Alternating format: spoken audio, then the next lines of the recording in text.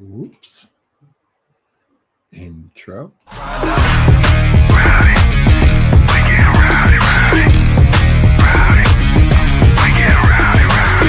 We be disturbing the peace. Working, we serving the streets. About to go eight, going beast. Bang, bang, leave you sleep.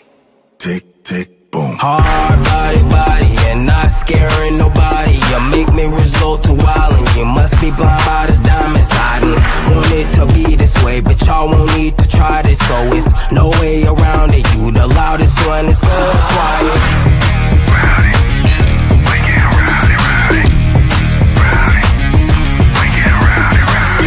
We be disturbing the peace. Working, we serving the streets. About to go eight, going beast. Bang, bang, leave you sleep.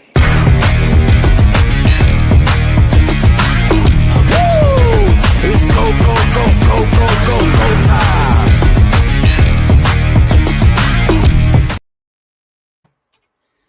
Good evening, everybody, and welcome to Dueling Aces for August 19, 2025.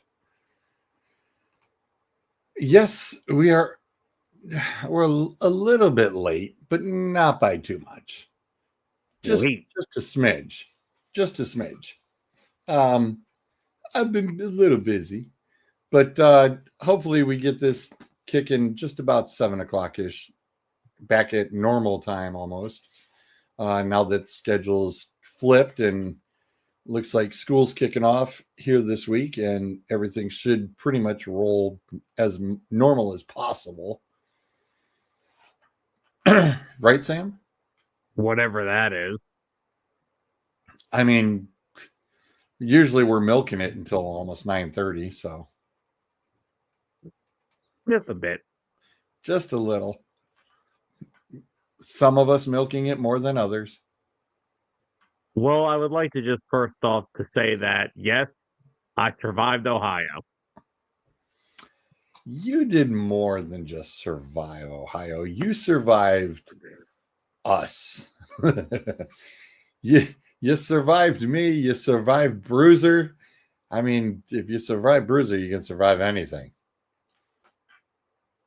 Fair enough. Fair enough. You just missed your confrontation, though, with Adam. It's going to happen, though. We know it's going to happen. Oh, boy.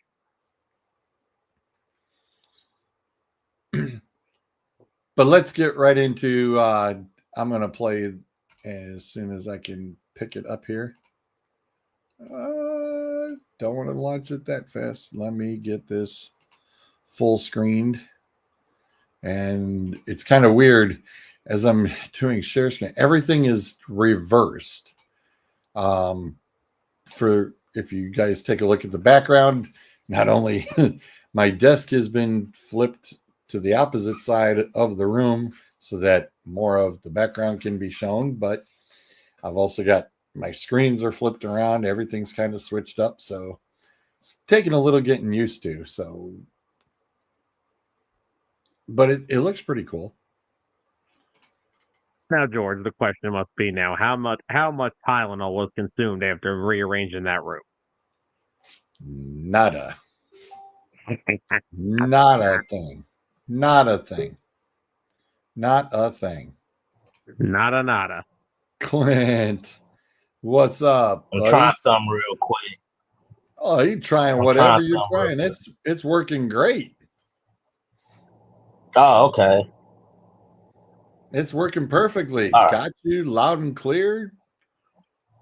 It's excellent, my friend. All right, yeah. I think it's something on my computer. I think I gotta mess with my computer. I wouldn't Change touch some it. audio Everything. settings or something. Hey, everything. No, I'm doing it from my phone. Oh, all right. Well, Yeah, I'm saying I got to touch with my computer. Gotcha. I think I just need to get a new one, to be honest. So what's up, man? How was your visit here, Sam? I survived. What? No, yeah, like, I was like, damn, like they said you was coming through. I was like, dang, I wanted to meet Sam. I couldn't meet him this time. I had to get you on the next go. Oh, yeah, for sure. I'll definitely be out longer next time. This was strictly a goddaughter's first birthday. Can't miss it. I was only there for 2 completely full days. So definitely want to meet up with the rest of you guys next time I come out there. Except maybe Adam. I don't know if that's going to go over well. Oh, nah, you good. To a table. Nah, he won't power bank through a table. If I bring up a certain quarterback, he may. I'll make sure.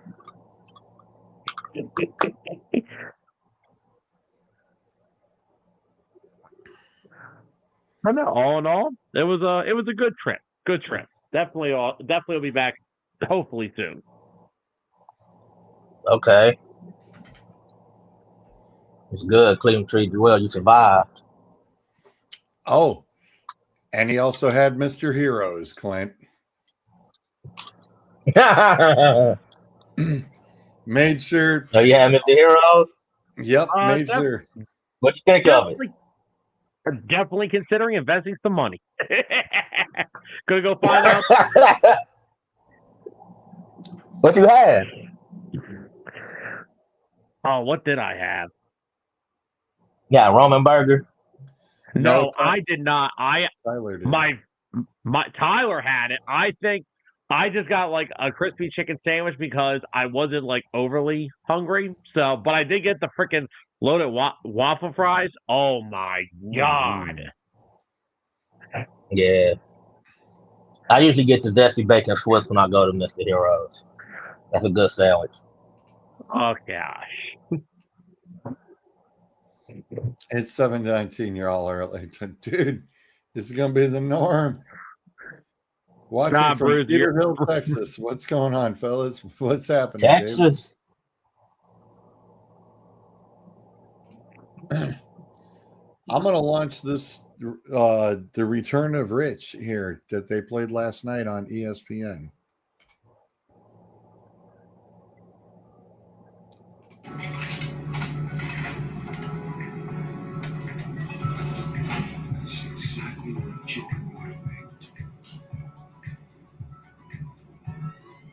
I promise Rich and I will not be fighting on the set again here at Sports Center.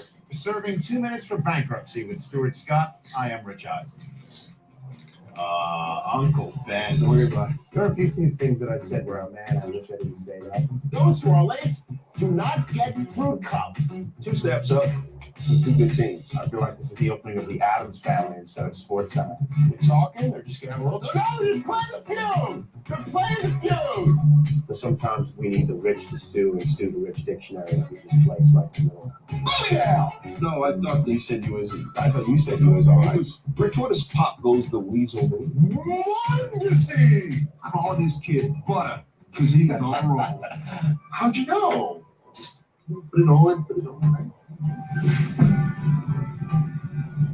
I knew my size and everything. It looks good. Thank you. It looks good. Thanks. Happy holidays. Happy holidays. Cool. It has been a blast being here tonight, but listen, we all know there should be someone else right here in this chair next to me. Right there. As he was for my 7 years in the role he referred to as my TV wife. And that's my dear late friend, Stuart Scott, who is indeed looking over my shoulder tonight. I frequently think of Stuart a lot and what he might think of the sports headlines of the day, like, say, Bill Belichick being the head football coach at his beloved school. We used to host sports centers after LeBron's high school games. So what would Stuart think of James still playing at age 40 with 40,000 points? And with all these new crossing of sports TV streams, like, say, ESPN buying NFL Network and partnering up with my daily show, what would it look like if Stuart sat in with, say, Ernie, Shaq, Kenny, and Charles when Inside the NBA comes here to ESPN this fall? I could go on and on because I miss Stuart so very much. He should be in that chair with me, with us tonight. It just does. I've seen that at least 6 times today, and I just keep welling up every single time because he ain't wrong. I'm just seeing him last night. I knew he was going to be doing it, and I tried to stay awake throughout the whole thing. but I was just really exhausted, and I did make it through about halfway. But to know that that was how he was wrapping it, I was just really even bummed at myself this morning. But he ain't wrong. I mean, it was like every Sports Center night is like that's who you saw on the TV. You saw Rich and Stewart, and it was just on like Donkey Kong. And it was an absolute party every time they would do a Sports Center. It was so damn cool. Hasn't been the same since. No, it just it really hasn't. It really hasn't. And I know that he was on his talk show yesterday saying, that of course they asked him if that he would come in and do a Sports Center. And it was so super cool that they threw it was the throwback to when he did it. And it was that intro and everything. And I was like, yes, what an awesome way to kick it off. And I thought it was fantastic. And it was just a lot of fun to watch him.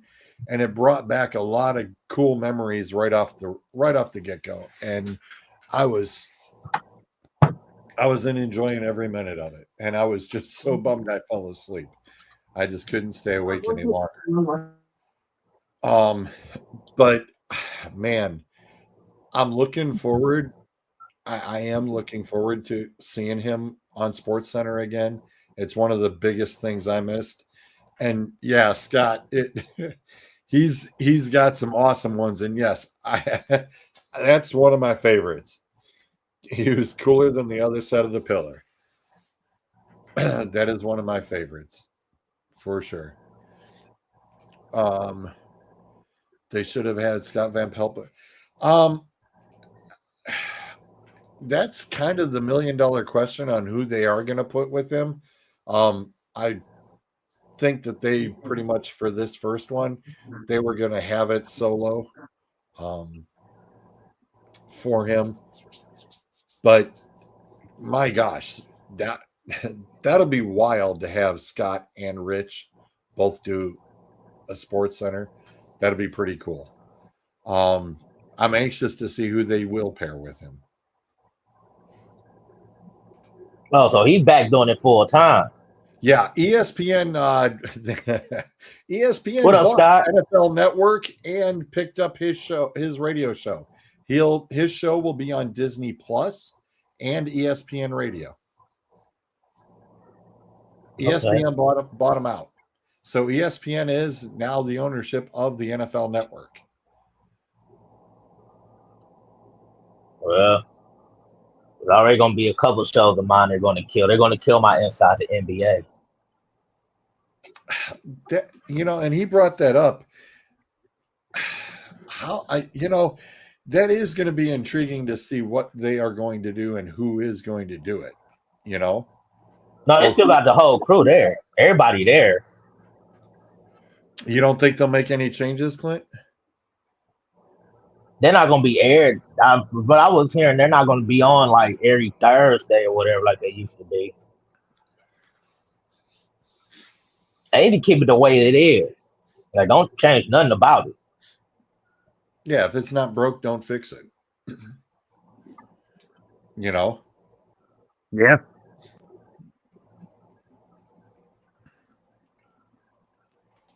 It's one of my shows. I love Inside the NBA. But I'm not going to lie. When I heard Rich was doing a Sports Center last night, I was like, okay, I know it's going to suck waking up in the morning, but we got to watch.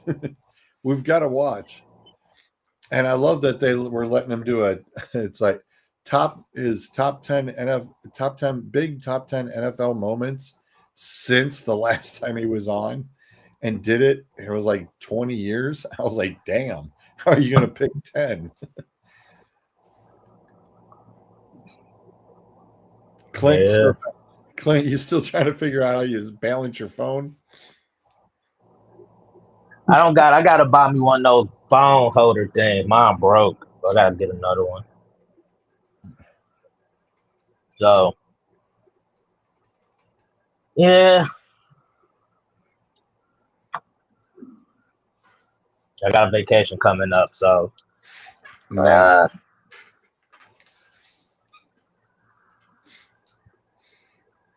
Yeah, So- you know.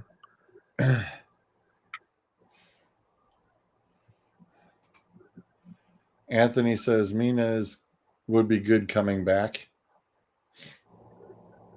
Oh, I mean it.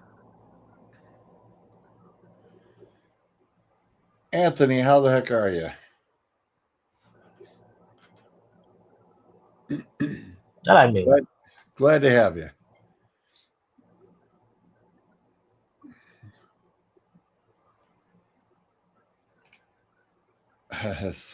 Sam's like, Sam had to probably use the bathroom.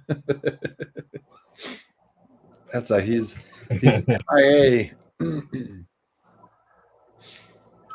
So Clint, He'll be back. we had Yes. we had our Ohio fantasy football draft. I want to say one thing real quick. Strangely, One that thing. worked out. That Shout out worked to out. Naomi.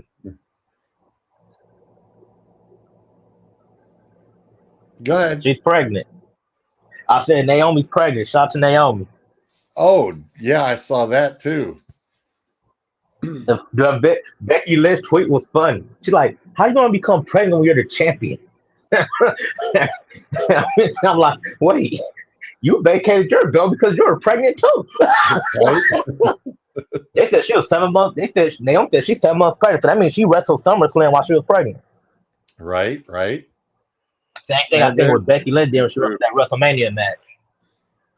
Andrew, what's happening, buddy? Looking forward to Saturday. The MI Aces draft will be this upcoming Saturday.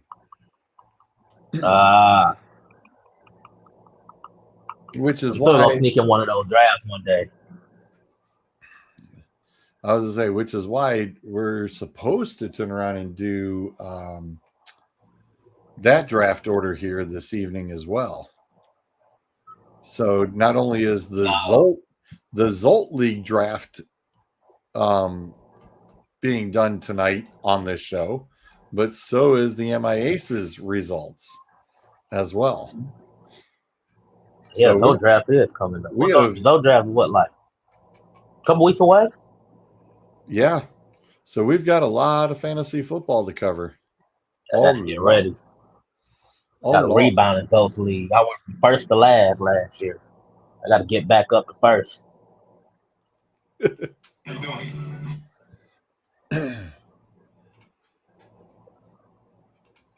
So, as I was saying, Saturday, or technically Friday. It was Friday. We had the Ohio draft, which went a little bit better than anticipated.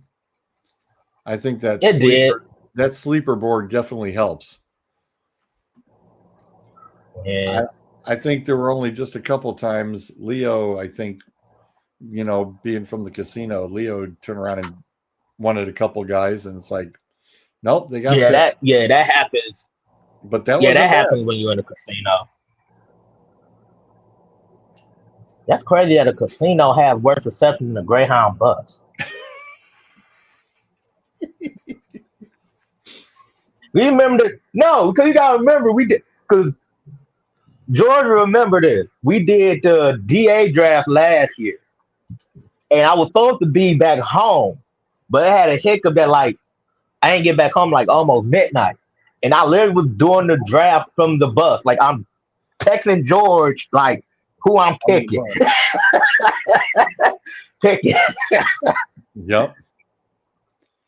Yep, no lie. I won't hear no excuse about can't nobody do a draft. I did one from a bus. God damn it! I did a freaking draft from the. I did a draft once from my freaking break room at work. I did those last year from a festival. I literally connected to using hotspot doing my pick. That's probably why I finished last year. Those league. I was partying and drafting at the same time. Right. Well, we know that doesn't bode well because Suds will sit there and be like, "Oh man," and Suds comes up dead last. Yeah. So yeah, but I think it went smooth though. Yeah, like I said, I was quite impressed went with how smooth. well it went. Yeah, Sam, it's hard to draft while you're working. That's Yeah, I was just saying, it is. Andrew did one in the hospital after major surgery, and he won that. Wow. Oh, Nice. Hey, Durkin actually did a Dueling Aces show from the hospital. From the hospital. Yeah, I remember that one.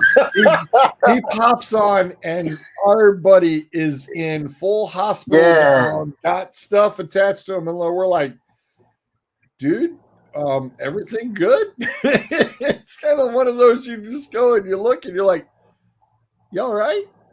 And he's like, yeah. Couldn't figure out what was he never said. I don't think he ever said what was wrong. Yeah, see, Scott remembers. And we're just like, damn, if that's not dedication to hang with the boys. It's like, whoa, wait, what? Oh my gosh. I forgot. It's yeah, who is that? I know Jamie's got first. Just looking through on who is that. Oh, that's Suds. All right, so Jamie's got first, Suds is second. I've got third overall pick, and Scott's got fourth. Ooh. Me and Suds gotta stop picking in the same damn spot for trash. Even though we're not in the same league. I think me and Suds last year picked from the same spot. I think our team was exactly the same almost. How many drafts? So far the Ohio draft is the first one. Yeah, that's the only one I did too so far. That's the first one right now. I still got three more coming up. I saw it earlier.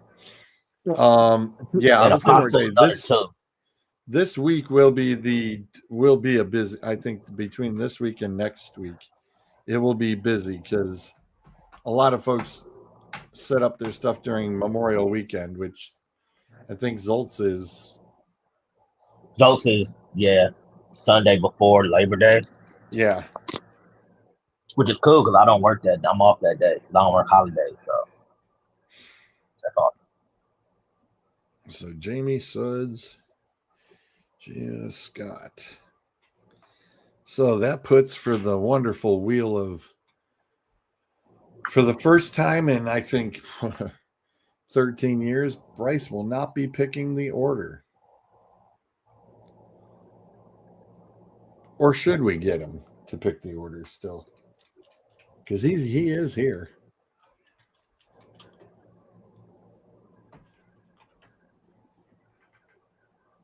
Hey, Bryce.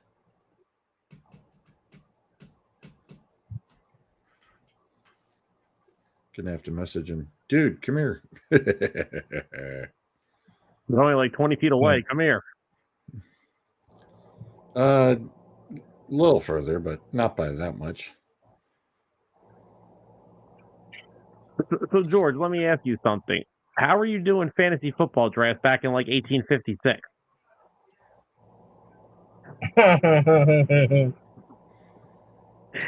Look, I haven't begun to get have not begun to get the cow jokes going. Do you know where the deck of cards is? No. No? No, that box is long gone, dude. No, the big deck. Good old 1856. Why would I know? I haven't touched that ever. Is it in one of those? Is it in one of what? One of these? Drawers? One of the drawers? It's always in the office. I'll check over here. Oh, here's a deck. Yeah, There's a deck. So we can still do with a deck. We have a deck. We have a deck. I am definitely going to need to get. Woo! That deck is worn. Hang on, we need you to draw first. Need you to draw first, real quick. I'll try. Need you to draw first. Let's see who's the consolation, or no, who are the championship victims. Can I have So- this? One baseball field. What? No. I'll let you pick between that. No. No. It's part of the championship. Good grief. So Doug won it. Flying Beavers, I believe, is Andrew. Came in second.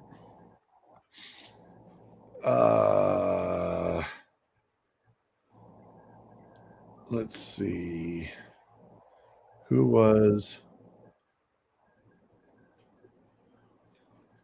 is that? Moving on up. Oh, that's Gary. Okay.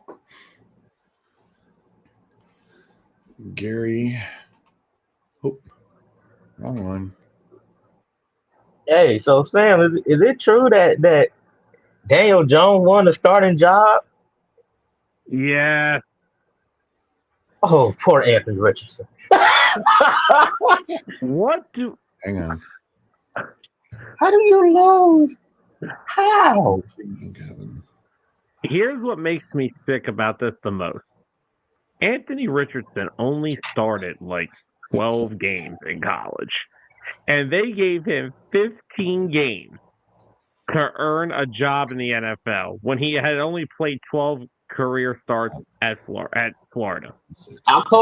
I said it him coming out. I was like, he ain't gonna be as good. I literally called him like he's a combine freak. Like you literally look at his numbers, you look at like his height and everything, and that's how like, oh man, he's gonna be what's. I'm like, y'all seen that kid at Florida? Couldn't throw the football. Couldn't throw the football. It was just if it ain't open, run. He just so big enough legs than everybody. Well, can I buy money? Also, too, checking yourself out last year, the way he did that help neither when he checked himself out the game saying he was tired. Like, really? Oh, yeah, that's not a good look for yourself. Oh, God, Okay. yes. I miss Pat McAfee had a whole rant about it. What's so funny? All right. Kevin, He's like, I had to run my fat ass up the field to chase kick return. You mean to tell me you're taking yourself out of the game because you're tired? I'm like, yeah. no, put it up to the screen. Put it over to the camera. This is Kevin's. Kevin's got pick 7. All right. Good. Next up is Richie's. What is that? 6. Richie's got 6. Gary has 5. Uh-oh. Zolt is 8. Zolt is 8. Andrew, guess where you're picking next to? Nope. Andrew's got 10th, which leaves Doug with 9. So Jamie's got 1, Sud's at 2, I'm at 3, Scott at 4, Gary at 5, Richie at 6, Kevin at 7, Zolt at 8, Doug at 9, Andrew at 10. And that is the Aces draft order. Mm. So Kevin and Doug get to draft around Zolt. Yeah, I was going to say, Andrew, I think you did have 10 because I believe it was Zolt was right at 9, and I think I was about 7 or 8. So that is interesting. Joseph, this was for the MI Aces. This was for the MI Aces draft. This was not for Zolt's. This is not for I'm glad I wasn't with Zolt. The OH league, I was happy as hell I wasn't by Zolt. Right? Me too. Me too. Me too. Yeah, Joseph, that was not for the Zolt League. That was not for the Zolt League. Zolt will be on around 9:30-ish once he gets the Rugrat down. And, wow, that didn't sound good. Once he puts the kid down. He'll be on. The 90s show was Rugrats. and he'll have the wheel of death ready to go.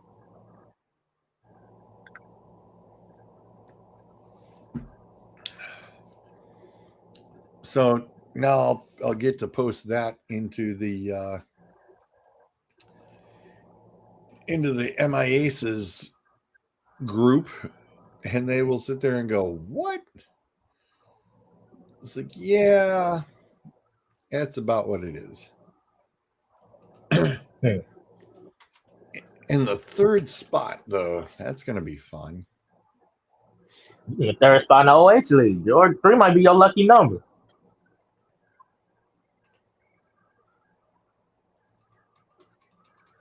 You know, I was just curious. Well, the funny thing is I was like totally unprepared. Zolda even said the same thing.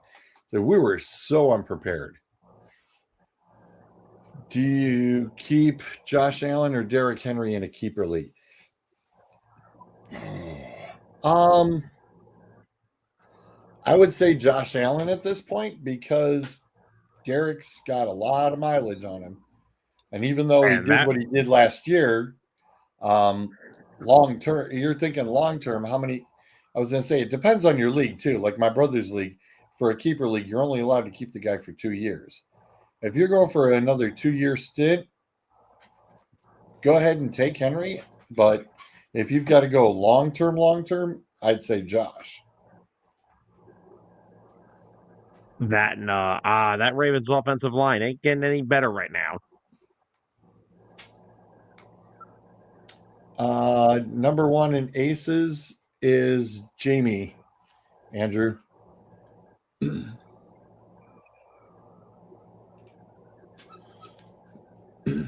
Yeah, I would go with Allen.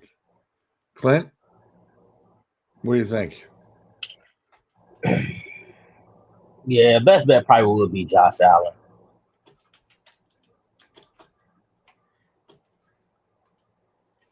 Two, 3. Now, so Sam, if you had the first pick in a draft this year, you're picking number 1. Who you taking? Anthony Richardson. Well, you want to get booted off fast today, don't you? Well, before I answer that, I wanted to bring this up from when me and Clint were just talking about it. Can you real quickly guess what? I think I found out why Anthony Richardson is no longer a starter for the Colts. Can you just off the top of each of your heads guess his completion percentage from last year? Ooh. I think it was like 40-something, 49, 50%. It was low. It was low for a starting quarterback. 47.7%. Dang, I gave him extra credit. Jeez. And I was close. I said 48. He's only got below 50%. He's barely got a 50% completion percentage for his career. But if I'm picking number 1, this is tough because I know everybody wants the Eagle fan in me to say Saquon. Saquon isn't the worst option, but if you are expecting back-to-back 2,000-yard seasons, I think you're kind of crazy. Yeah, you're not getting that. I still think he'll still be in that top 5 to 6 running back category without a doubt, but I'm not expecting him to go for 2K again. No, the guys who they always project never pan off, where they're supposed to be at. Yeah, we're not talking my insano scoring. We're keeping it legit at the moment. On standard scoring, probably PPR. I mean, number 1, honestly, for me, because when I did the 08 draft, I had 2 picks already set up. Honestly, if I had number 1 pick, I would probably go Jamar Chase. For me. Top power Yeah. offense. He's going to get the yard. They're going to be throwing a lot because the Bengals defense is like straight garbage.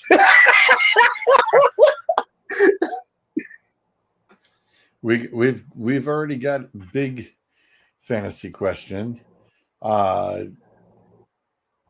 Should Shall he trade Tyler Warren and Sutton and for Sutton? McConkey? You talking about Cortland Sutton?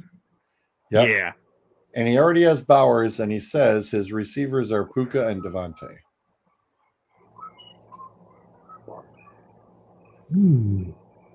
I may do that, honestly. Yeah. Wait a minute. We're Shall talking trade about Tyler Warren and Justin Sutton. I Herbert would. I do it versus easily. Bo Nix. I don't know. I'll do it. Do you see who Tyler Warren's quarterback situation is? And this, I'll say one, the quarterback situation, but also two, Cortland Sutton, despite Cortland Sutton might have a better year than last year, but it's also with some games where like he like no show. He just had some games. He just like went crazy. I know with Lad McConkey, I know that like he's going to get his target, like, and they throw more with the Chargers than they do the Broncos. And I think Bo Nix probably going to be doing a little bit more running this year. Kyle, we said Josh. I'll do that trade. Yeah, I do. I'll do that trade. I'll do that trade. I'm doing that trade. Anthony said, Anthony, come on, man. We're trying to help him, man. He says Devontae finally has a competent future. Yeah, took him out definitely 3 years. And also, too, it'd be nice to have another number one wide receiver in case Puka do. Knock on wood, he don't get hurt this year, but he kind of been battling injuries the last couple of seasons. So, you know, you can just slide Lad right in that spot. You know? Yeah, as long as Justin Herbert doesn't throw any more picks. Justin Herbert's going to be running for his I life. think he threw that many last year.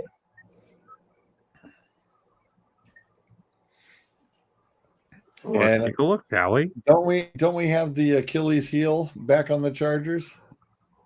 Isn't your boy back on the Chargers? That's the wrong reason. I ain't worried about Ken now. Ken now will be hurt by week 5. Then he'll miss like 6 weeks. Come back, play 2 more games, and then have an in-doubt linger the rest of the season. Hey, Anthony says, make sure the Rams bye week will hurt. Fair enough. Oh, no, I got burnt by the bye week in the OH league already. Oh, yeah, that was kind of tough. It's like, oh, we're sitting here picking people, and it's like, wait a minute. Who's not watching the bye week? I didn't check the after the week. Both my quarterbacks have week 12 byes. Wow. Wow. I'm like, dang it. I'm like, everything else lined up. I'm like, my 2 quarterback got week 12 byes. I'm like, Jesus Christ. Boy, I just thought about something. Who in the comments said they had both Puka and Devontae Adams? That's going to be a lovely bye week. Yeah, that's Kyle. Or I'm sorry, not Kyle. Captain. Well, then I'm definitely doing the trade because you're going to need a wide receiver for that week alone. Yeah.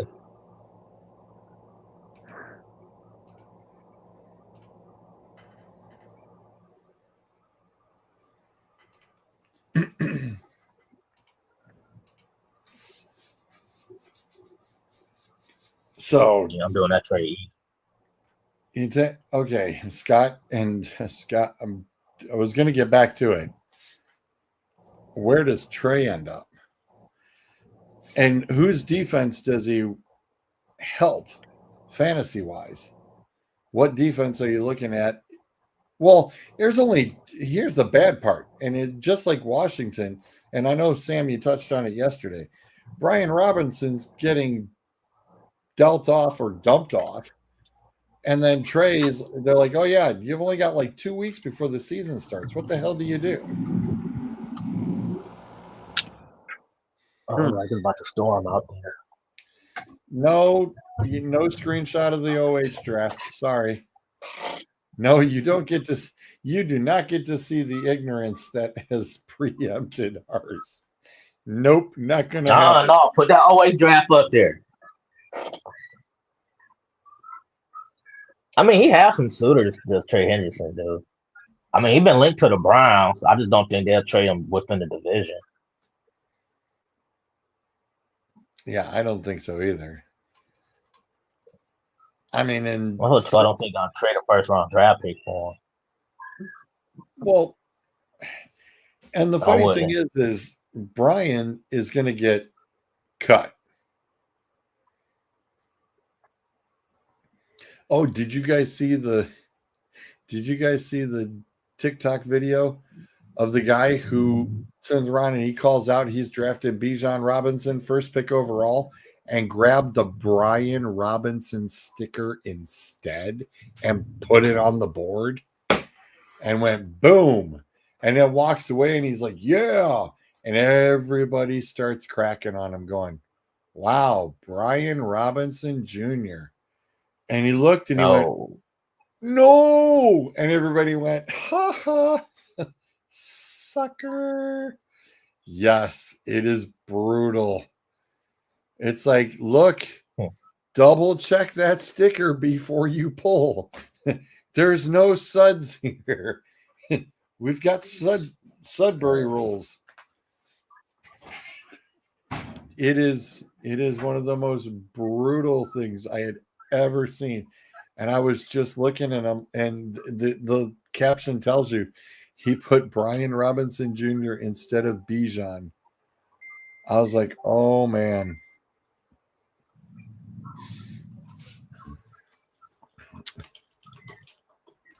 No, that's funny. That's heartbreaking. It's like, listen, peeps, make sure you check the sticker before you pull it off the sheet. Because once you've pulled it and you put it on that board, once it's on the board, that's it. It's up there. There's no change in it. Nada. Don't take Luke McCaffrey. Take Christian. Oh my gosh. Until week 5 when Christian gets hurt. Oh.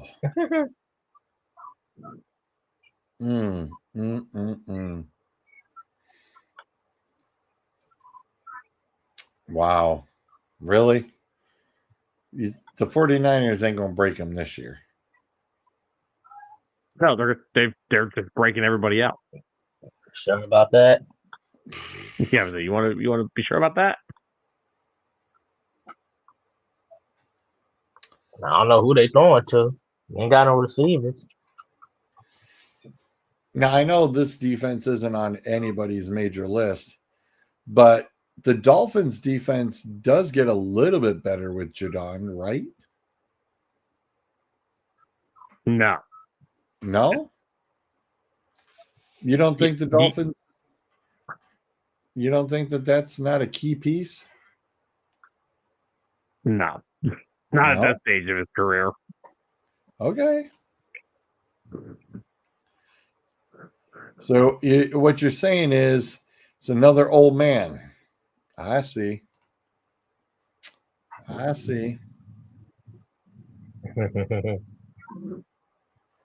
Okay. I see what you did there. I didn't do nothing. Oh, yes, you did. I did nothing. What do you mean? Oh, yeah, you did. I don't know what you're talking about. Mm-hmm. Sure. All right. Sanders says, bold prediction, Cardinals are going to win the NFC West. With what defense? They have a few offensive weapons. What defense? I just want to know if Scott had any drinks before he started watching this show. They're not going to win because Kyler Murray for the second half of the season is going to be trash. Well, you do realize that by the second half, the entire starting offensive line is all going to have concussions, right? Because he's going to throw the football at the back of their heads as he can't see over them. No, you're gonna be playing Call of Duty a lot. They dropped that Call of Duty 7 trailer. Oh God, it's over. He has his pre-ordered. He's waiting. Pre-ordered. Pre-order. Kyler Murray's waiting.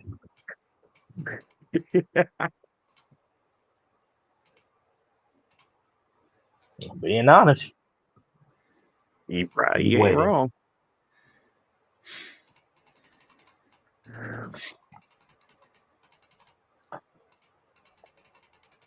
All right. I got. Where is it at? Man, There's a lot of clicking there, George. sorry. Just making the way to our next quick little segment. Trey Fitz better in the Panthers, but the sleeper pick is the Packers. Okay. Interesting.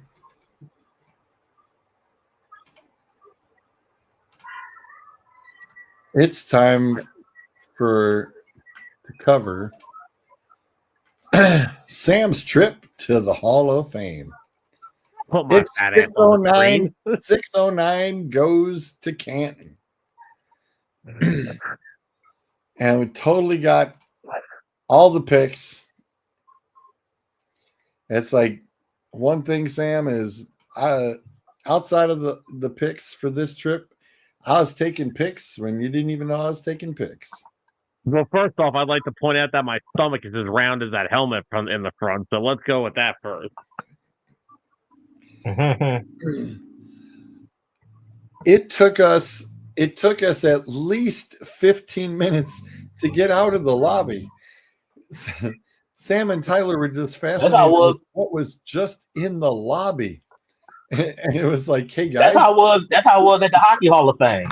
Yeah. It's like it's just they had like all these jerseys and everything. It's like, oh my God. Like, yeah, I took so many pictures.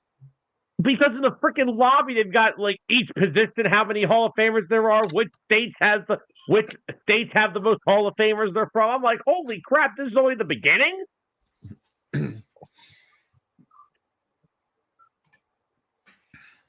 There's Kel on one of the bench seats. It was nice to get Kelly out of the house for a change for a good chunk of the day. She was having a good day. There's that new listing of by states who's got the most Hall of Famers, which was a pretty cool list. It was amazing to see Pennsylvania's kicking it with 39.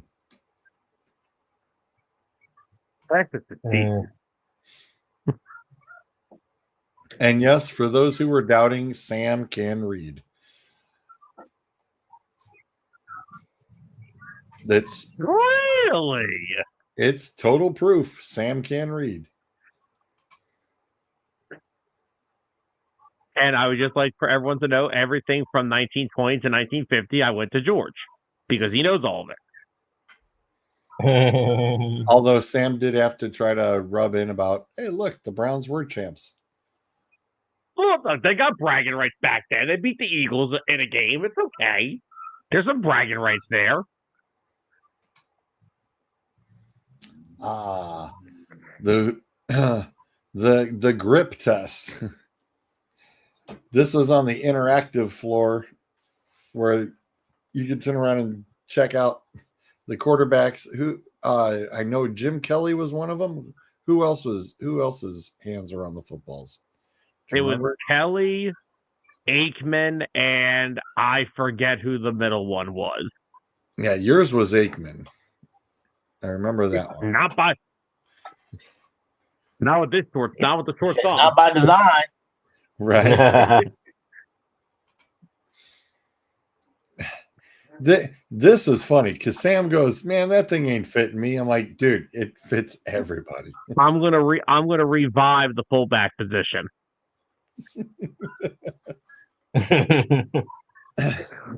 and you can see Tyler is just loving every minute of this. Of course he was. He is. Tyler is loving every minute of this. This, of course, is the helmet calls as the quarterbacks are getting the calls from the sideline. That's going to be the look of every Browns quarterback this year with Stefanski. Oh no, I'm getting this picture framed, and it's going on the wall behind me. It's going on the wall behind me. Well, first off, I would also like to point out that the jokes were, would either of these helmets fit my ginormous head? So for the people who said that, Tyler, haha. Yep, they fit just fine. And then another handspan one. It swears my hand wasn't the same size as Marshall Faulk's, but it clearly was. Yep.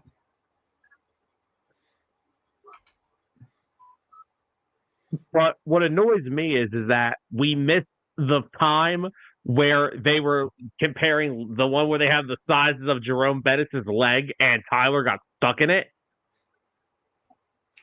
The fact that we forgot that we missed that. Yeah. This is the the instant replay. This is the instant replay booth. I like how they have the one right out next to it, and you pointed that out. I'm like, there's no fun in that. I can do that from home. I'm going inside the freaking replay center. Well, I'm going to become the replay center. The outside one controlled what you saw. Oh, it did? Yeah. The outside one, the outside person picks the views. Remember, because you only get 2 minutes. So the outside person picks the views on what you got to see. And you had to make the decision based on the views I sent you.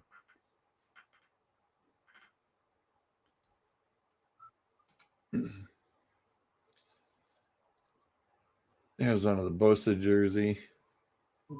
Now that is I was going to say right where the Bosa jersey is at. This is in the Walter Payton Man of the Year award area now, which did not exist before. So it's like this is just one of the new rooms that they have added on since I've even been there the last time. Which they had she said they're about each video that played for different people was about 5 to 6 minutes. They had Tillman's uniform. There's the other side of the room.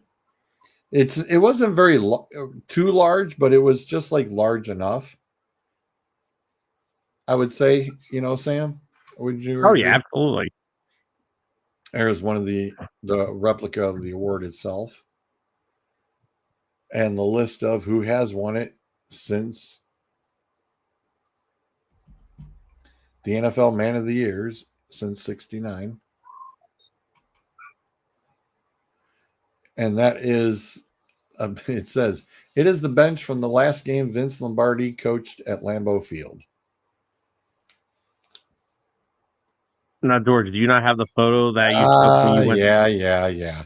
This is one of my favorite picks because I just knew it was like once I walked around that corner, it was like these guys were about to walk into heaven right here. That's basically what this was, as they were about to walk into the room of where the busts are. This was a pretty cool picture. It literally was a cool moment because the look on Sam's face is totally priceless. It's like, oh my God. Oh, I was in heaven. Yeah, it was just like, you guys were just like, okay, this is going to be the coolest part of this.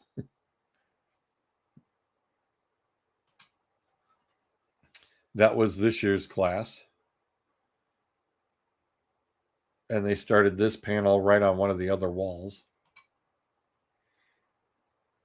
But here's everybody strolling through the hoods.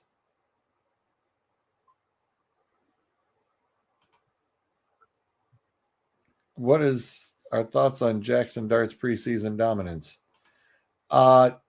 It's preseason, and Sanders and Dillon had dominance too, and Joe Flacco was still named starting quarterback of the Browns. Kenny Pickett will probably be released, And Dylan might even get traded. Or Sanders might get traded. Who knows?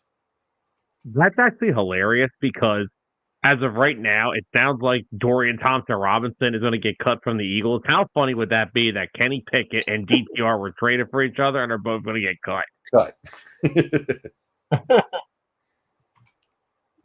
Oh god, he was bad in that Eagles game. I'm like, oh god. I'm glad we got rid By of the him. way, I could have. And I was a DTR guy too. I was a I DTR was guy gonna and say, came could up. no one Oh, I have was wrong warned about me just how bad this guy is? Holy, he does something very good. Well, though, DTR does something well. He takes a terrible play and makes it worse. So this was the Hall of Fame rings, which of course is done through a mirror projection as these babies are they're underneath. David likes our answer. I must be show this photo of me. Well, you just kind of turned pretty quick, so I don't know. I was going to say, how many, no pun intended, but how many headshots did you guys get in total? Your phones haven't counted yet? Haven't counted yet. Oh my gosh. I mean, you guys literally, you were going class through class to class. And I mean, and no lie, and it's pretty cool. You guys must have spent a good 20 minutes easily in the bus room. So without a doubt. Many pics. Without a doubt. There's Jerry's. There's Sam getting a couple more. Now, Sam, I'll let you do the caption on this one. What were the two jerseys for again? Yeah, those were Saquon and Pat Surtain's offensive and defensive player of the year's little stand that they had. So this whole area was just the award winners from last year. Including Offensive Rookie of the Year.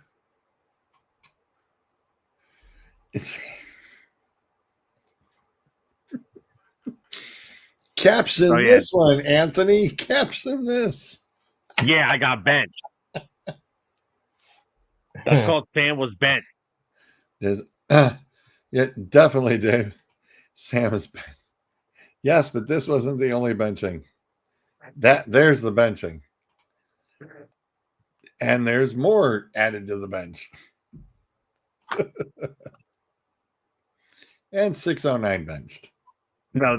That go back. The caption for this one is basically like me saying, I got benched for this freaking guy.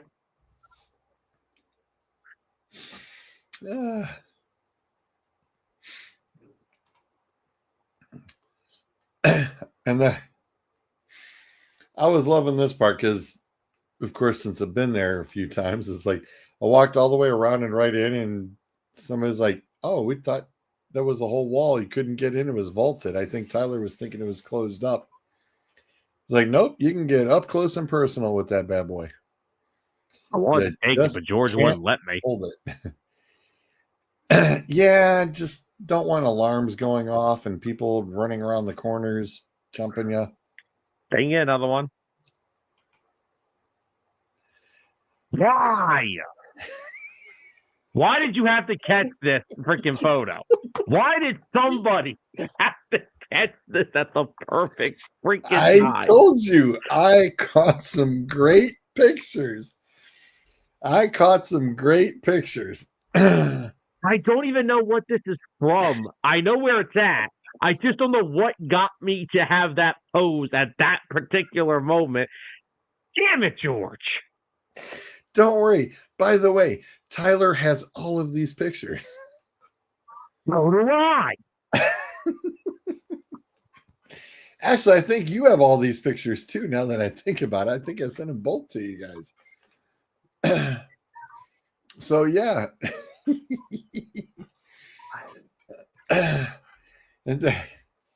I'm mimicking the Browns thing in the freaking corner. I'm mimicking it, okay? He's mimicking the Brownie the elf right here in the picture. David. Thank you, David. I am a great photographer, and all this with my phone. It's an Ultra 22 Galaxy, by the way. Beautiful phone. Beautiful phone. Yeah. You know, I will say that was a conspiracy theory of mine heading to Ohio. I thought George still had a little flip phone. So I'm happy that he's with the time. Sam, if you're going to go do an old joke, it wouldn't have been a flip phone. It would have been the big old satellite phone, dude. Come on, man. Oh, you're not that old. I'm trying to be a little nice tonight. Jeez, let me at least be a little generous to you.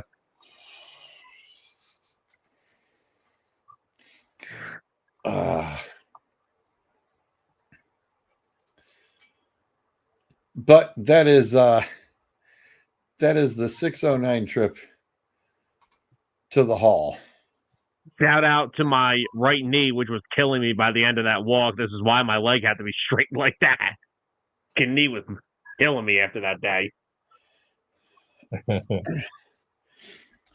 It wasn't too bad. I went through it in about almost 3.5 to 4 hours.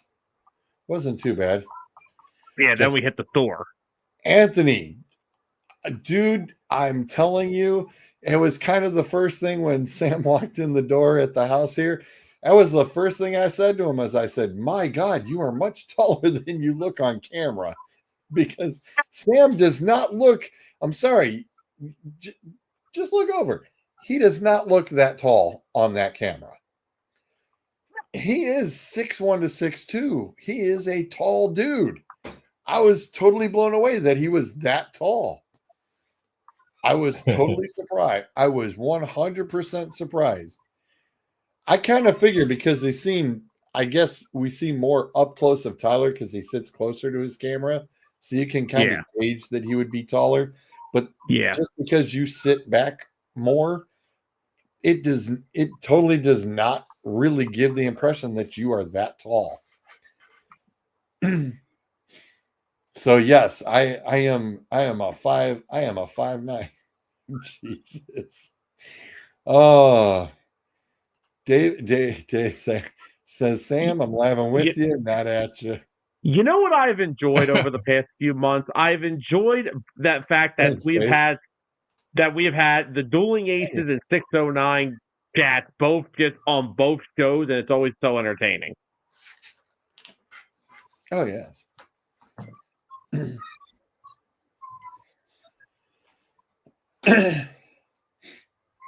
So I guess the only downside after all that, though, was finding out about your milk fetish. That still, boggles the imagination. All right.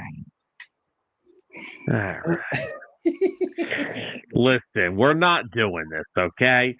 The only thing, hold on. The only part of this that I will let you say is we do have to tell the joke that Bruiser said on Saturday when we went out for food. We have to. Which one? And is it the clean one that we can say? It was the cow one when we were getting food, and he told the waitress aside. Hold on. I gotta stop laughing for a second so I can actually tell the fucking joke. Holy shit. He freaking flags down the waitress and says, "Excuse me, this gentleman over here is an avid milk drinker, so instead of just bringing him milk, you just bring him the whole cow." That's the cleanest one we can tell y'all. Oh, we'll get. I don't think we need to break. I think everybody who watches this on a weekly basis knows what he's about. Oh my goodness! But he went to the next level, and then the next level. It was a very entertaining evening, needless to say. Then we start talking about Western Pennsylvania, and then it got really kind of. It got a little racy there, didn't it? Just a smidge. Just a smidge.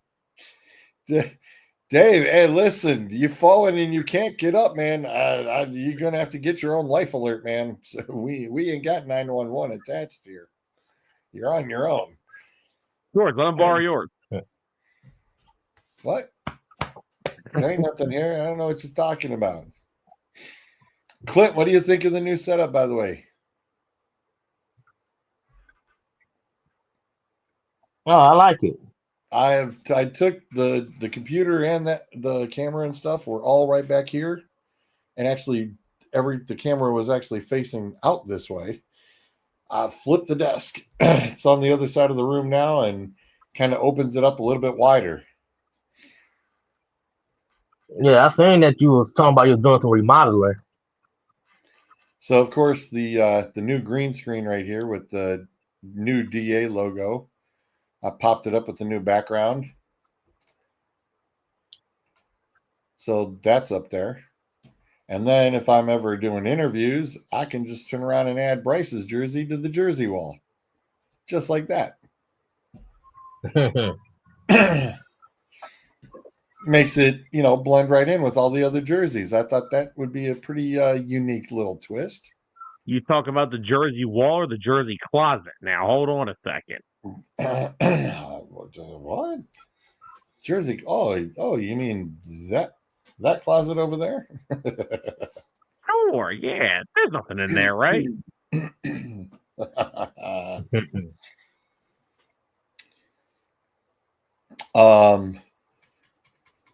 Yeah.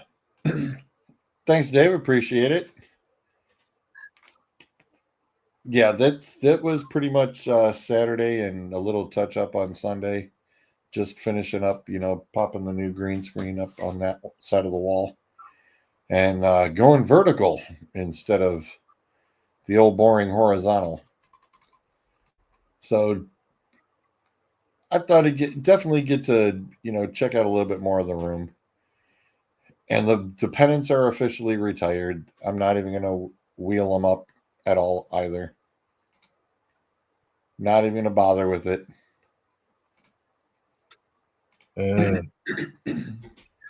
Not at all. Oh, by the way, Sam, that Devonta Smith that got pulled, and that was actually pulled from the other night. And Okay. my buddy turned around and let me claim the squad, and the Eagles were only $25. And he ended up pulling out 6 different numbered special insert Eagle cards and rookies, as well as those 2 autographs, which of course included Devonta Smith, which that card is a special insert version, number 24 out of 25.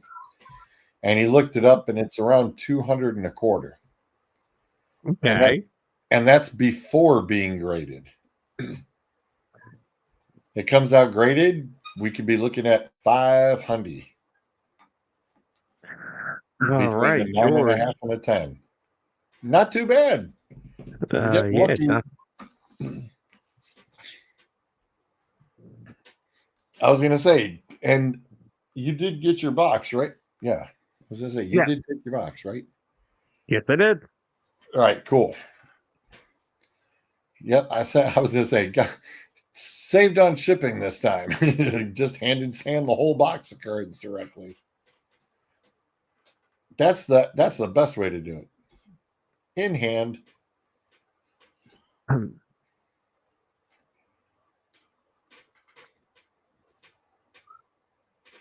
All right. Where is... I love how I get different requests of people who I've never heard from. What are the grades so far on the preseason? If I watched it, I'd give you them. I was going to say, in all fairness, my schedule at the moment has been very eventful, so I had not even caught not even a Cleveland game yet. Just been catching some highlights of different things and that's all I've been able to do. I heard the first down marker thing is going over well, though. Oh, the virtual one? Yeah, I heard that's going over pretty well for measuring out and doing the first downs. I heard that is going over well. I don't know why we can't just use the old box one that they had at the Hall of Fame. You know, George, during your time. That was just an indicator. That wasn't the chains. Well, I still think they should use it again. I think it'd be cool. Yeah, Sam's referring to a block that was on a spindle, and it had 1, 2, 3, and 4 as the instead of the flips. Well, hell, I think now it's almost digitals, depending on. I'll say it's not even know. Kind of funny. Some of them are digital now, and the NFL's still flipping. It's like, why hasn't the NFL caught up to the digital ones yet? What the heck? The NFL hasn't caught up to a lot of things.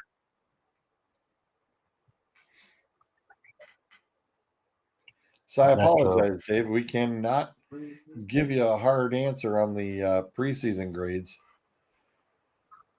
I mean, right now, I think we're barely just making through our fantasy stuff. And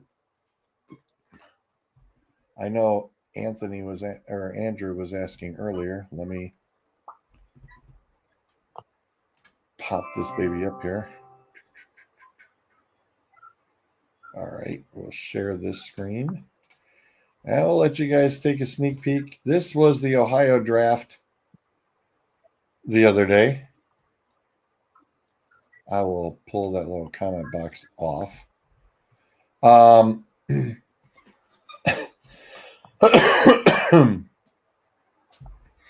So don't mind Team 7 over there. We had a crazy fool drafting in spot of Team 7. Major Ravens. Really extra along. Major. Hey, I was leaving names out of this, dude. I was totally leaving names out to protect the ignorant and stupid. Okay, so hey, let's just mine's a dead giveaway because my little thing's right there. But I mean, yeah, let's just say that major Ravens fan to take Mark Andrews instead of Likely, and he takes him in the 4th freaking round.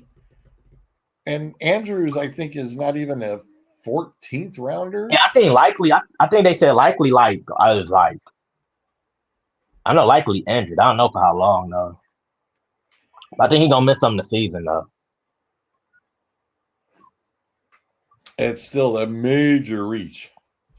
Yeah, in fact, they had Andrews that low. I was like, oh my god, he's that low. Yeah, like, Jesus. Like, dang. So wait, was this the draft that you did on the freaking air on Friday night? Yes. Well, I know who Team 4 is then. You gave it away when you told me somebody was trying to spite me. We won't mention names. Right. Like I said, it's no names. No names, I may have commented telling him who to go with. He clearly didn't listen.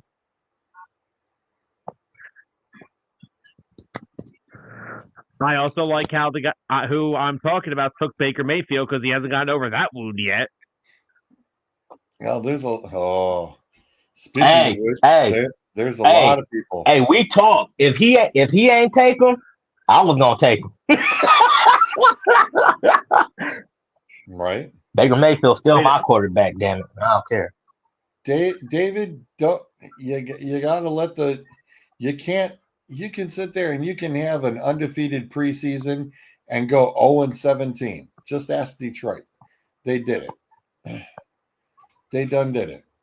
And God's ult's not here yet. Don't go by what is preseason. It's so difficult to do.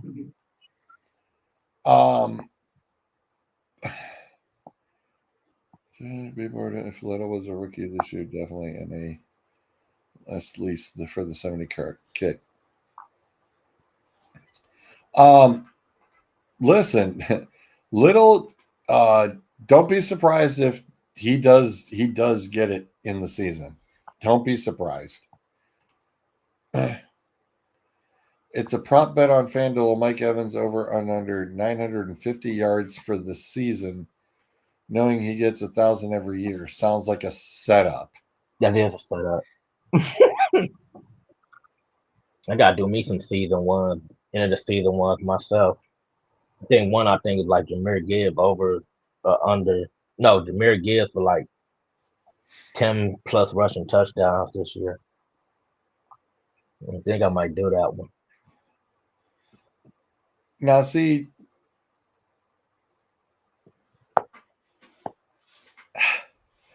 right now, just taking a quick look at this first round, who do you guys think was a stretch getting picked in the first round?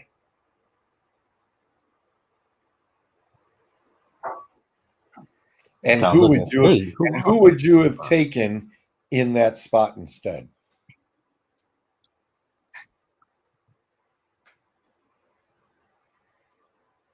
Just looking at this setup, who do you think was taken too soon? It's either between Henry or Genty.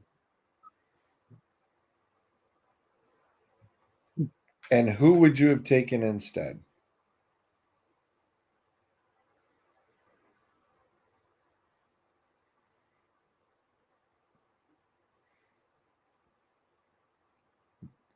Either one of you, go ahead. Anthony's already voicing Henry, and he'd say he'd take Gibbs in the 4 spot. Yeah, I would have took Gibbs or Bijan over Henry. Yeah, I probably would have took Gibbs over. Yeah, if I had that spot, I would have did that. And Genty, I'm taking. There's a few freaking guys I'm taking over Genty. Not that I don't like Genty, but I ain't taking him in the first round. Not with that Raiders O line.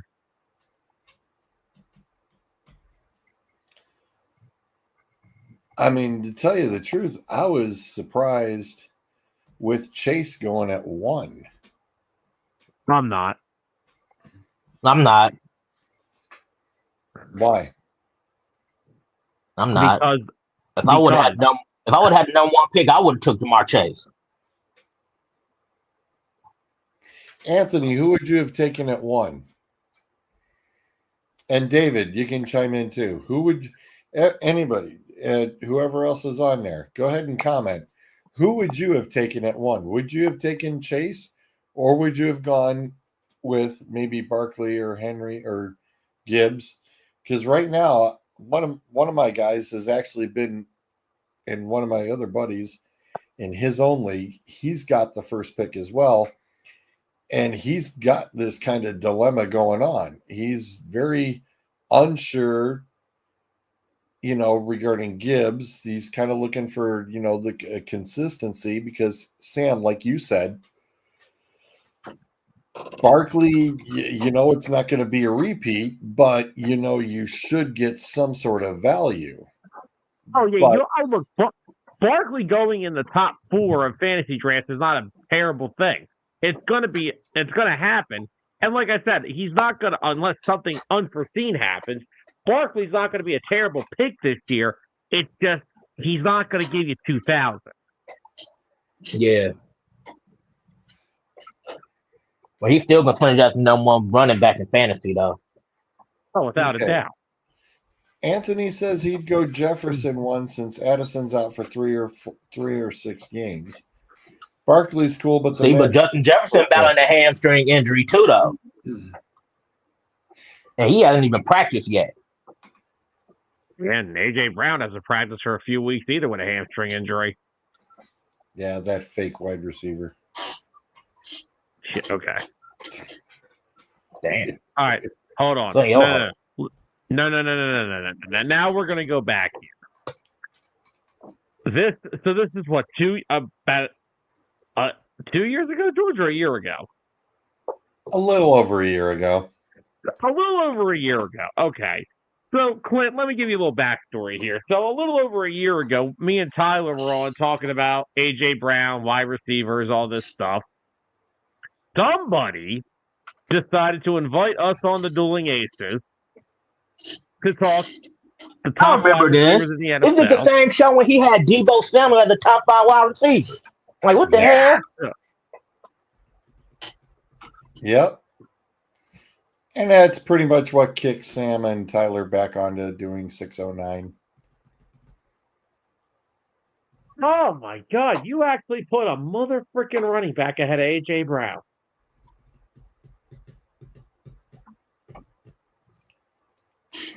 Hey, it Oh, definitely got Yeah. you guys. It definitely got you guys talking. Got you Clearly. off the schneid and got you back on. Clearly. Yeah, you're welcome. If you had to look at the team, Sam, who you think will win, or who you think will finish dead last? Oh, dead last is Team 4 without a doubt.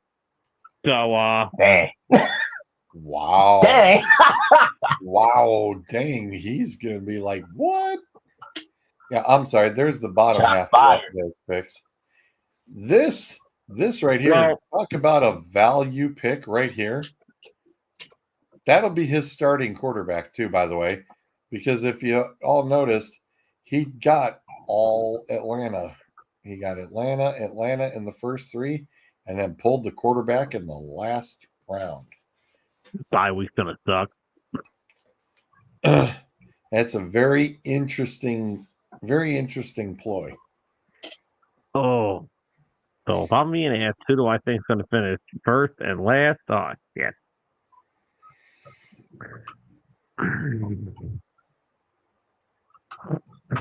Damn.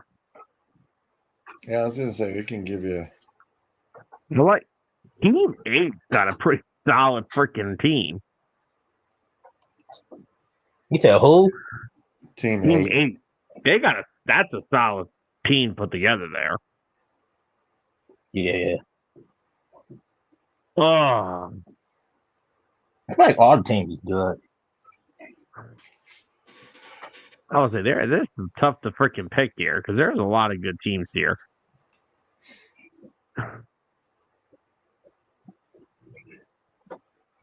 What do you think of that team 2?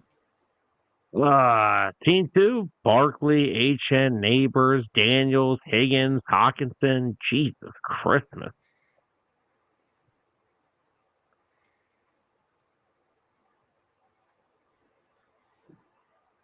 Not terrible. The top is impressive. Bottom a little. It gets a little light at the bottom, but it's still a very solid roster. That's Clint's. Okay. Where did he go? I think he did what he's like, oh crap, they're graded. I'm out of here. He must have punched his camera on a screen.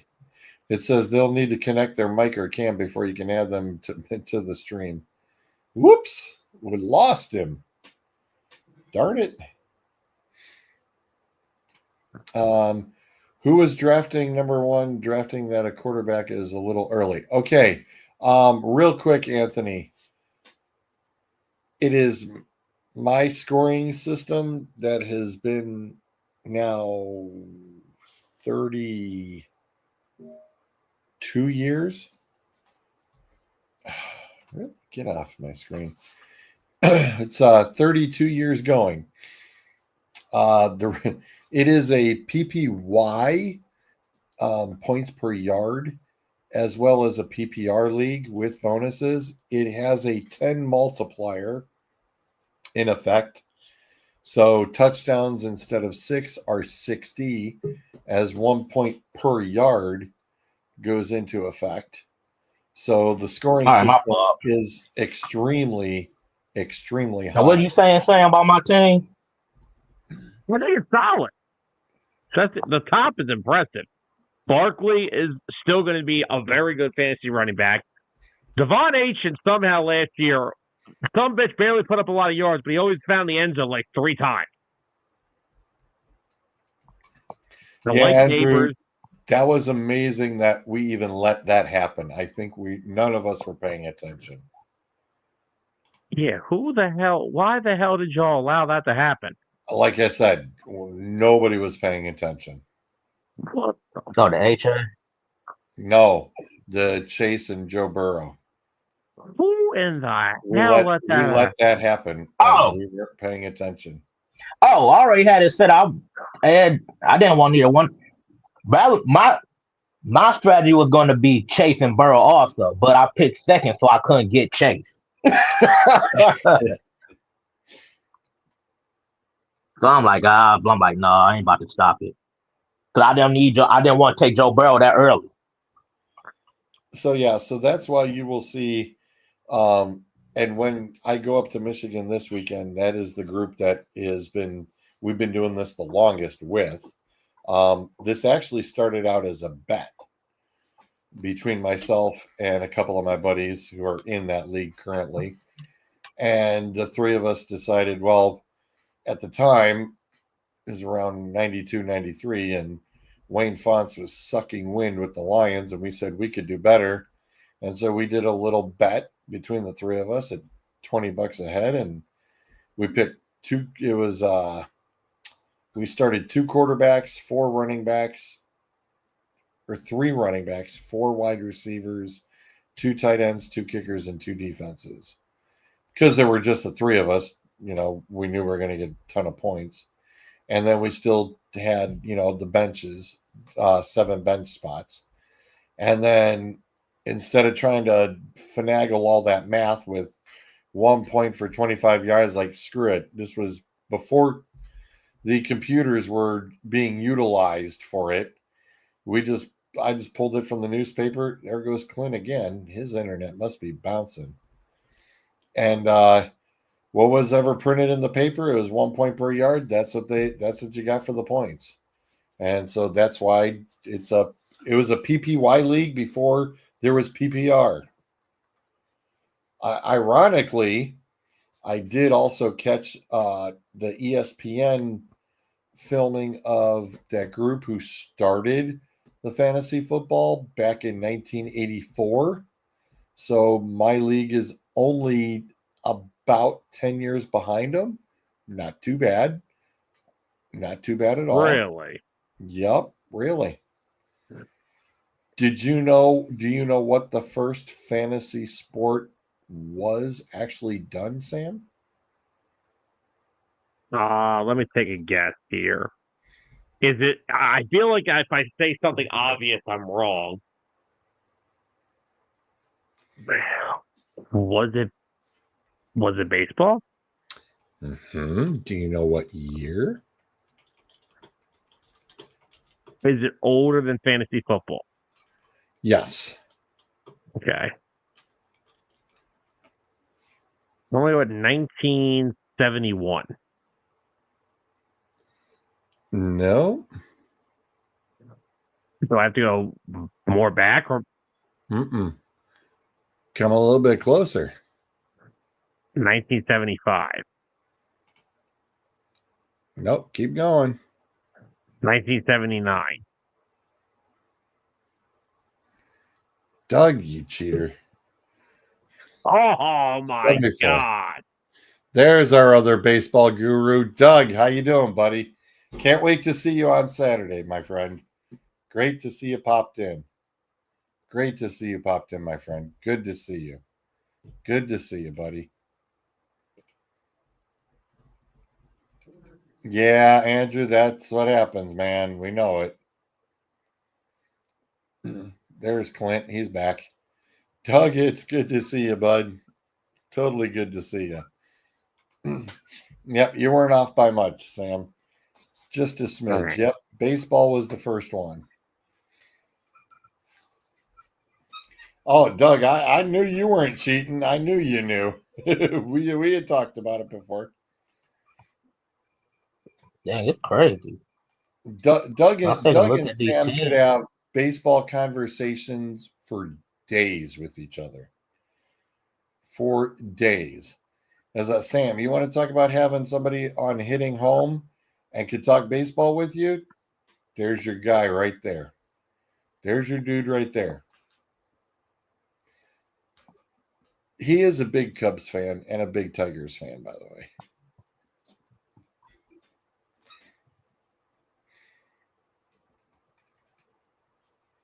But yes, so this is what the Ohio draft ended up with. Like I said, I think about 3 or 4 of us were totally unprepared and had zero idea really what we were going to do. So it's not too bad. I mean, it's definitely interesting. I think I'm going to definitely go into the MI Aces one a little bit more prepared, though, this week. In just kind of noticing in a few more mock drafts, as this one was only an 8-team one. So this one almost clearly should have been more all-stars than I would have thought, but we'll see. We shall see. But it should be a ton of fun.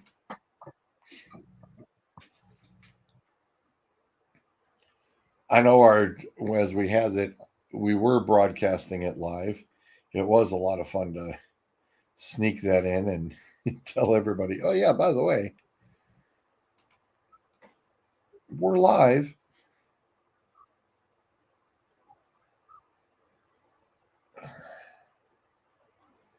Yeah, just love how you get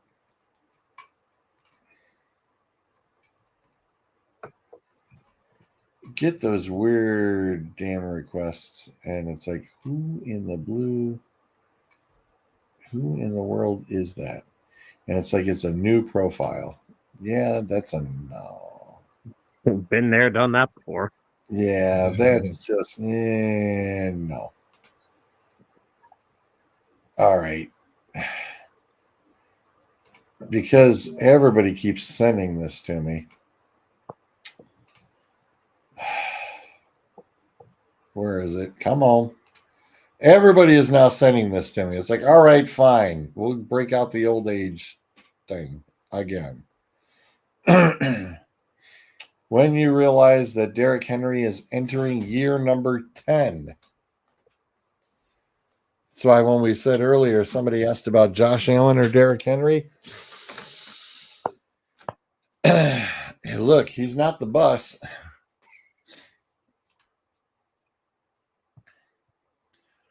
This is one that blew my mind, though. Mahomes is entering year number 9. It does not seem like it's year number 9. Honestly, my God. Herbert, year 6. Yeah, it's That's 2020 draft. And that's where Burrow and Tua are going to be, too. I am. There's somebody else in that draft. I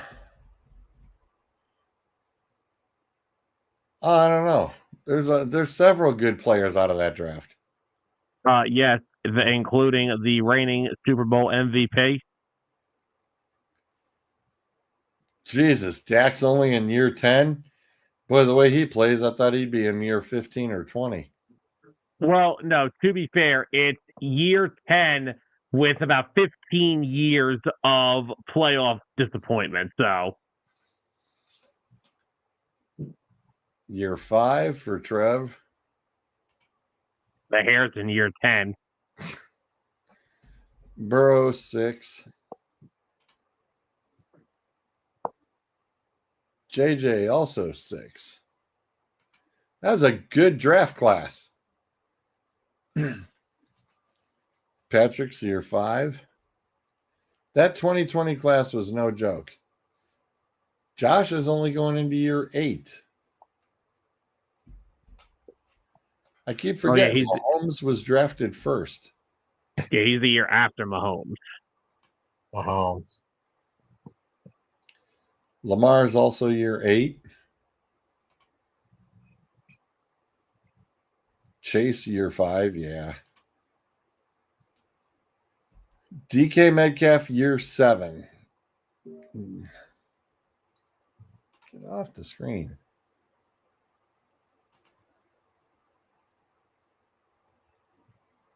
Ah, what is that?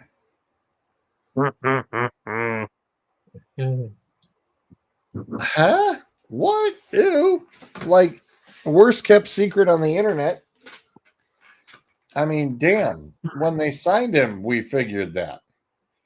Richardson can't turn around and fight his way out of a brown paper bag. We talked about this on 609 for the past 2 months, and we always said this is a high possibility of happening. It was a definite possibility of happening. Hi, nothing.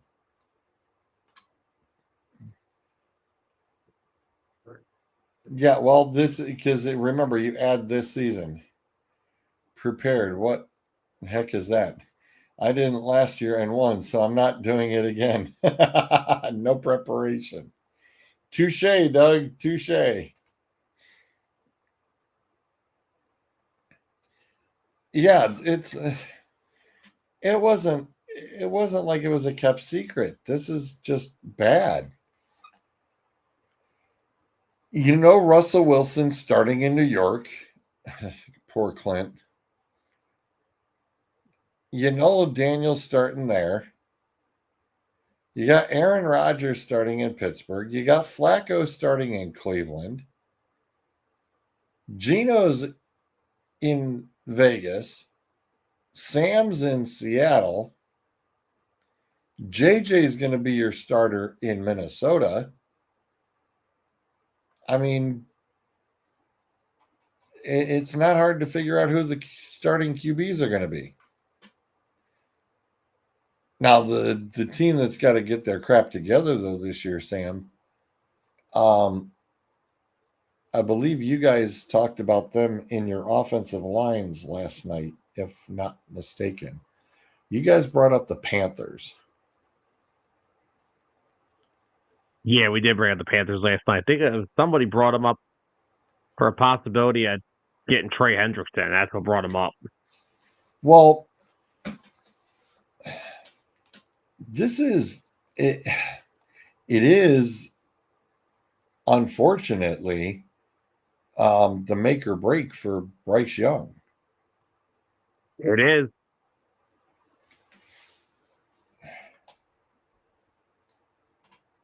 Sam.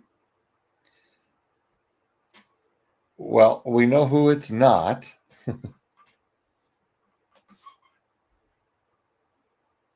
If I recall right, it's Rittler. It's going to be either him or Tyler Shuck or Shout. I don't even know how to freaking pronounce the dude's name.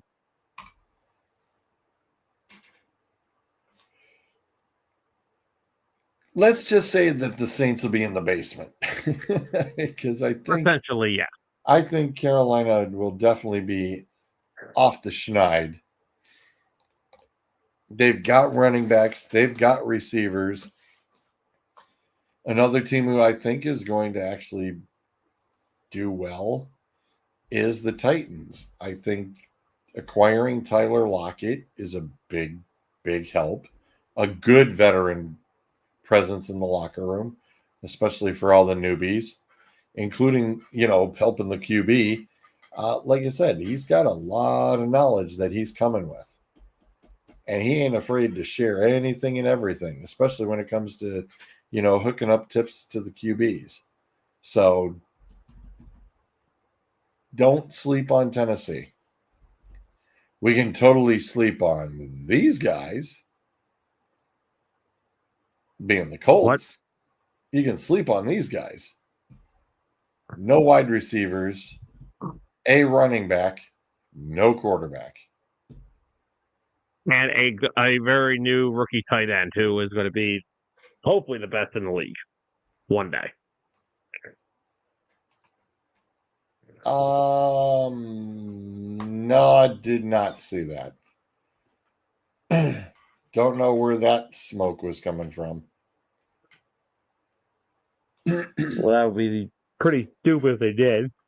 Yeah, I mean, the rule of thumb, you give every head coach needs at least 3 full seasons to install their system, their philosophy with their players, with a GM who hopefully knows what the hell they're doing versus not knowing what they're doing. Oh, Clint said he had to jet off to work. That's right. Thanks, Clint. Glad you could join. Good seeing you, Clint. For sure. But yes, there is nothing in Indy. Nothing at all. This is just bad. I forgot who took Jonathan Taylor, but it's like, yeah, I wasn't touching that with a 10-foot pole. Not at all. I mean, I don't even think there was, no, Tony Pollard did get drafted. I think Pollard was the only Titan to be drafted. So not even Tyler Lockett was drafted, and Lockett is usually picked up somewhere. But even Lockett wasn't drafted. Geno Smith wasn't drafted. Devontae Adams was.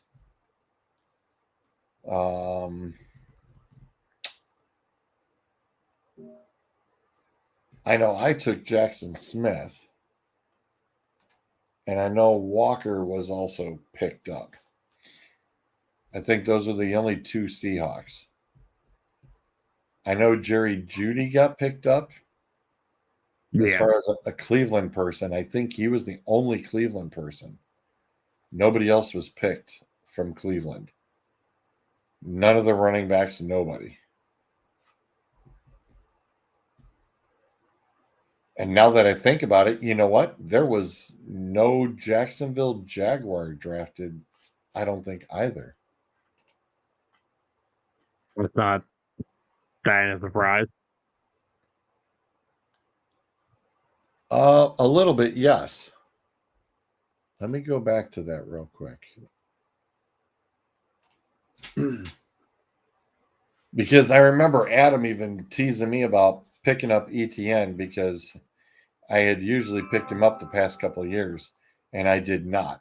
I did take the Jacksonville kicker. So, yes, we did have a Jag drafted. Hold on, you're telling me no one took Brian Thomas?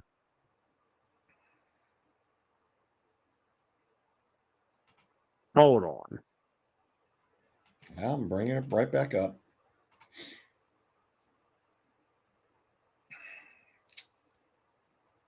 Oh, nope, here he is, 4th round. I was going to say, someone had to take Brian Thomas. Yep. Him and the kicker. That's it. Surprised you don't have Brock Purdy on your team. No, the Zolt picked him. I don't think I even have a 49er. My God. Nope. Don't have a 49er. Nope. Nada. It's history in the making. No. It's not the first time. It's not the first time. It's not the last. It is Ladies not and gentlemen, the first time. It is not the last time. Ladies and gentlemen, your fantasy picks are saved. There will be no George 49er curse this year. You are all saved. Wait a minute. I have 7 more drafts to do. What are you talking about? Seriously? Hey, woman, hush. Hold on. How many drafts are you in this year? I am not in all of them. I consult. I only have 4 that I am in, and I consult the other 3. I am a consultant for the other 3. What are you consulting? Telling them to take the 49er players? No. Between my brother, my buddy Mike, and my buddy Joe, I consult the 3 of them. They usually ask and inquire, and I'm usually either on the phone with them or, as in my brother's case, was actually in his office with him as his draft was going on. So yeah, that's it's consulting 3 and drafting 4. Okay. And Bryce has decided not to do a draft this year, so that's one less also that I have to consult with. So Bryce is going on the non-football kick all the way around. No fantasy, no regular playing football. He's focused basketball, baseball, bowling.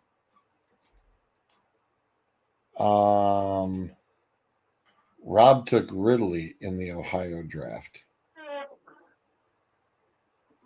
He did? Oh yeah. Oh, he's right there. Yes, he did take a Titan. The Titan was snagged. I'll be darned. Besides okay. Good checking, Clint.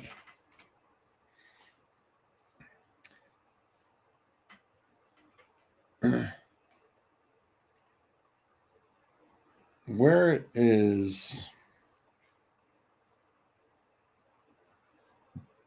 Did he get taken? Who took him? Clinton is saying that Judkins and Sampson got drafted.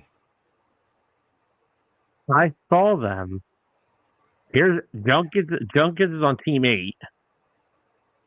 He's on 8? Oh, there he is. Okay. Where did I see? There's Sampson right there. There he you is go. on 5. But Sampson's not even the starter. Ugh. That's scary. Oh, they were so far down, I've totally forgot where they were at. So I keep looking at the top grouping, that's why. Keep forgetting. They're down there.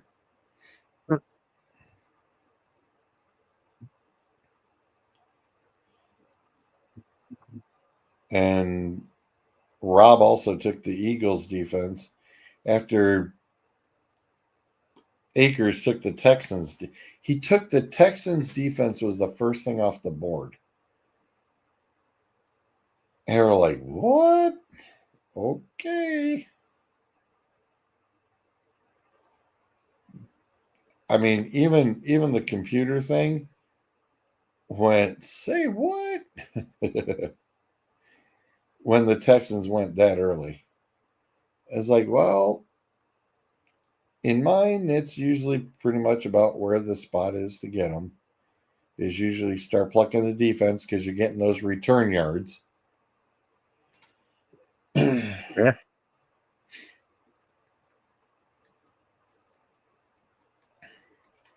Hey, Anthony, not our problem, dude. Doug, you're right. It is Akers. for sure. 100% for sure.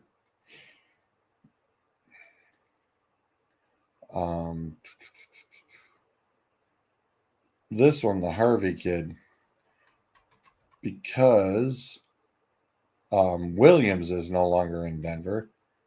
I forgot where he went to, too. But it's just like, man, when there's an only 8-team league like this, you're looking at nothing but, solid superstars that you should have on your squad. If this would have been the true 10-person league, this totally rides differently. It would ride 100% differently. Where would you say is the best draft position in a 10-man league is? A 10-man league, I'd say anywhere between that 4 to 6 range. Really? You like the kind of that mid? Yeah. You like that mid-term? Yeah, your picks aren't too far away from each other each round. you don't have the pressure of taking the quote unquote best available player who had the big year last year, because even though it's not going to be replicated. So now, if you have number one, you can be ballsy with it. Like I had number one a couple years ago, and everyone's like, "Oh, he's taking McCaffrey. He's going McCaffrey," and I went Justin Jefferson, and ended up turning out being a little bit better for me. But like you go 1 and 2, you have that pressure of like, okay, like this year, a lot of people are going to take Saquon Barkley just because of what he did last year, and it's fine. Barkley will still be a top 5 to 8 running back in fantasy football, but he's not going to run for 2,000 yards again. So if you take him, even though he could still give you 1,500 yards possibly, maybe 13 on the low end, but you're still going to be disappointed because he's not going to give you 2,000. It's just not going to happen. So, yeah, I like being like that middle tier range. It's also not bad to be in the back end of a first round either. It's just by then you got to really strategize. But I like being in the middle part of it. Doug says 5 or 6. Anthony and Clint both say 5 through 7. Not bad. I personally, if I am going to be on an end, I'd rather be in the 10 spot with the wraparounds. But I have had some very good drafts in the 9 spot. I have actually done pretty solidly in the 9 spot, believe it or not. Okay. So, ironically, I'm not mad at it. Because I've had 5, 6, 7 before, and it's just, yeah, it's good to, you keep getting decency back and forth, and you're not waiting too long. But it's kind of one of those weird things of, all right, you get lost kind of in the wash a little. So I actually kind of like hitting, if I'm going to hit 8, I'm not a big fan of. Like I said, I think 9 or 10 is pretty much, I think, my better spots. I've just done better in those spots. Yeah. Clint, of course, says he won't be disappointed by Barkley. He knows he's not getting the 2K, but he still thinks he's going to finish RB1. He also wasn't thinking that A-Chain wasn't going to fall to him either there at 2. Well, A-Chain right now is banged up, so. Well, and even though he's my first running back, Bucky quietly had a very good, productive season. And I said, you know what? I said, if I'm going to, because I knew pretty much the 4 or 5 top dogs were going to go. It's like, okay, we'll just keep our fingers crossed and let Bucky fall back around.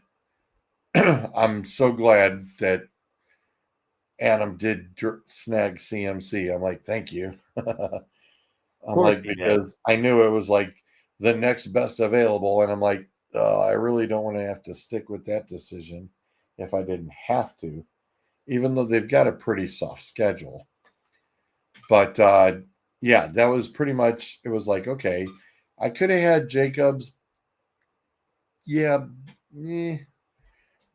But I just kind of like Tampa Bay's schedule on who they've got in the defenses. And I'm like, you know what? I think that one's going to be kind of solid. So that's why I went with Bucky, Like I said, unprepared, in doing it. I thought it's not a bad choice. And picking up Breece Hall, and Adam was even just like, Jesus. He goes, it took you long enough to take Breece Hall. I was shocked I got him in the 5th round. I'm not going to lie. I'm sitting there thinking to myself, my God, he's still here. Okay. I mean, I thought Waylon for sure was going to snag him, and he just goes, I'll take Kittle and Marvin Harrison. And I'm like, well, I know Clint's not taking another running back. So I knew at that point, I was like, wow, I'm going to get Brees. I said, that's not a bad little pickup for round 5. No, not at all. She was too scared to put the bike in the garage. It's not hard. Open up the garage door and put it in. There's a bunch of spiders. They're Oh my gosh, you guys are killing me in these spiders. big. I don't know why Bryce couldn't do it by himself. Okay. Thank you for sharing. They're both afraid of spiders, folks. Nothing a little WD-40 I found out recently won't fix. Really? Yeah. If you've ever seen the guy on the reels and whatnot, he goes, for 40 years you've been telling me, and one of the things was spray WD-40 around the base of the windows and your doors. No spiders, no ants, no bugs. I was like, no kidding. Sure enough, he's done it. He says, does it every couple of months. He just goes out every 2 to 3 months and resprays it again. And he's had no bugs for 4 years running. Because I messaged. I was like, dude, okay. I'm like, I know I've seen all these. And I figure, what the hell? I'll direct message. He goes, yep, 4 years. No bugs. Okay. So why spend $10, $15 on spider spray or bug spray or whatever when you could turn around and just spend a couple bucks on WD-40 and save yourself some time and money? If I put that around my door, will it keep away people that make chronic dairy joke? No. Well, then what the fuck good is it for me? I need you to find me something for that, George. Come on. What are you doing here?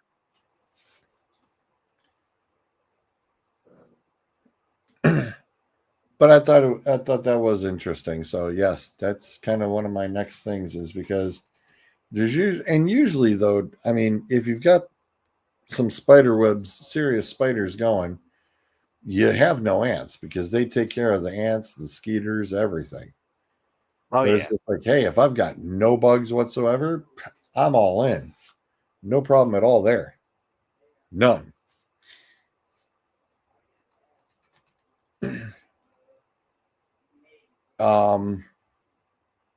I did go after a couple of the rooks. I went for Henderson, and of course, I did go for Scattaboo.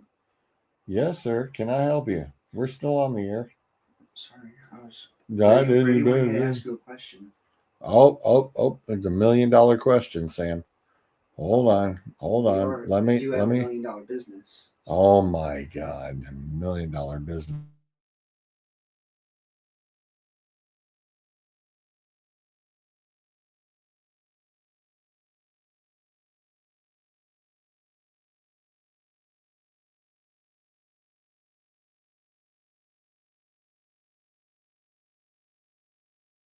For all the people watching at home, just so you all know, this is what we call an intermission.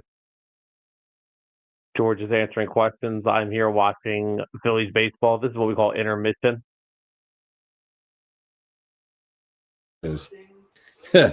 You kids want to go golfing one more time tomorrow. School starts Thursday, and he's asking me, he's like, hey, can you pick us up on your lunch break? I'm like, I never know when my lunch break is. Sometimes I don't even get one. What's a lunch break?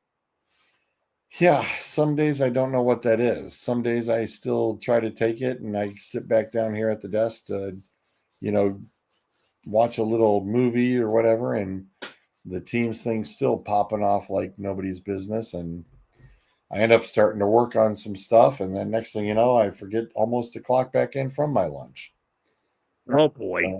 Or sometimes it's only been 15 minutes and somebody needs, or some 3 or 4 people need things, and all of a sudden I just say, well, the heck with it, and I clock back in and I continue to just snack and continue working. It happens. So it is what it is. But I apologize. Like I said, I took Henderson, Scadaboo, as being a couple of rooks. Figured I'd go there, put Travis Hunter out there too. What are your thoughts on Hunter? I mean, 9th round, I already got my primary wide receivers. What do you think? He's good value there. I mean, I thought so. I mean, everybody at that point's looking for, their bye-week wide receivers anyway. I mean, shoot, look where I got Diggs, and I pull off Diggs and Samuel down in rounds 12 and 13. Yeah. Clint's still sore about the Scadaboo pick. He's still sore about it. I picked him right in front of Clint too. It's like, oh man. Now, of course, when we do the MI Aces, it's almost, well, no, it is more brutal than the Ohio draft. We could not ever air the MI Aces draft ever. Is it that bad? Yes. And the fact that there is also this is true. Clint still goes after Nick Chubb. He still snagged Chubb in the 15th round. That's still not a bad pickup. That's still his running back, damn it. Yeah. There has been minor physicality, drunkenness, drafting. Sam's like,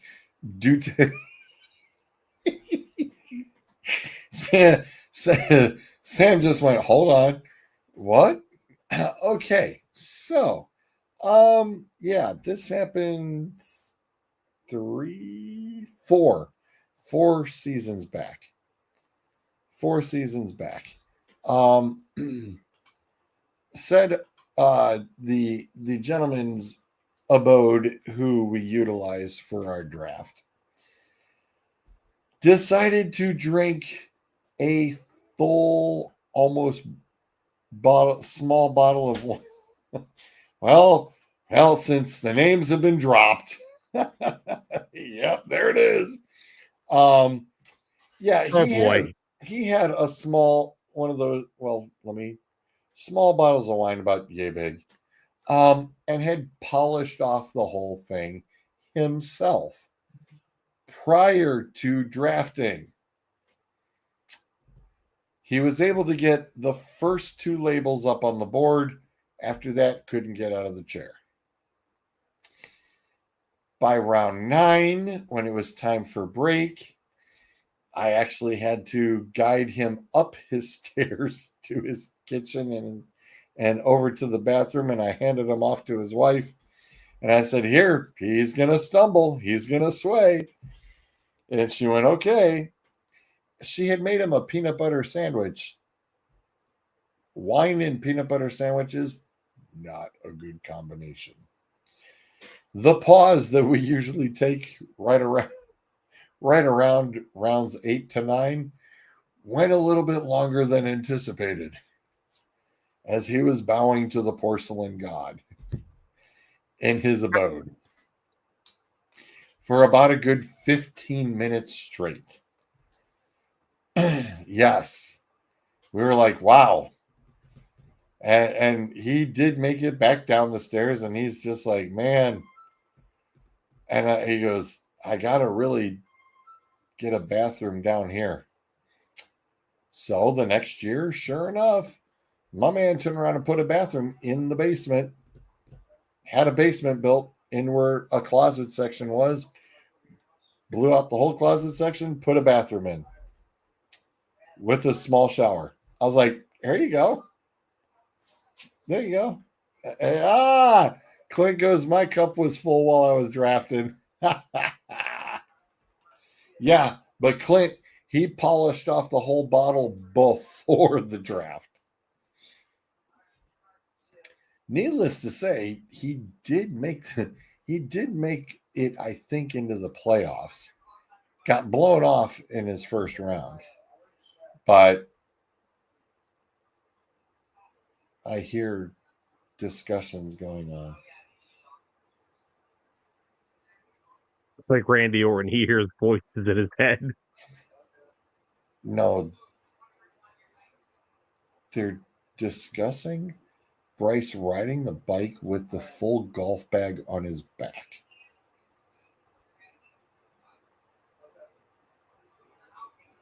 Why? Sounds like That's a challenge and a half. Needless to say, he did not drink last year, and he almost won. So, hey, I was just sharing the Drunken Suds draft story before he had the bathroom built downstairs. Was this the Amir Abdullah story?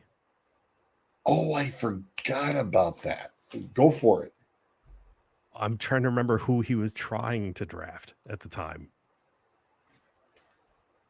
I He forgot. was trying to draft the Lions starting running back. I'm trying to remember who it was. But it was not Amir Abdullah, who he actually drafted. Right. What was that? This is probably 4 years ago. It was 4 years back. Yeah. Maybe 5. Would that have been Jamal Williams? Williams, yeah.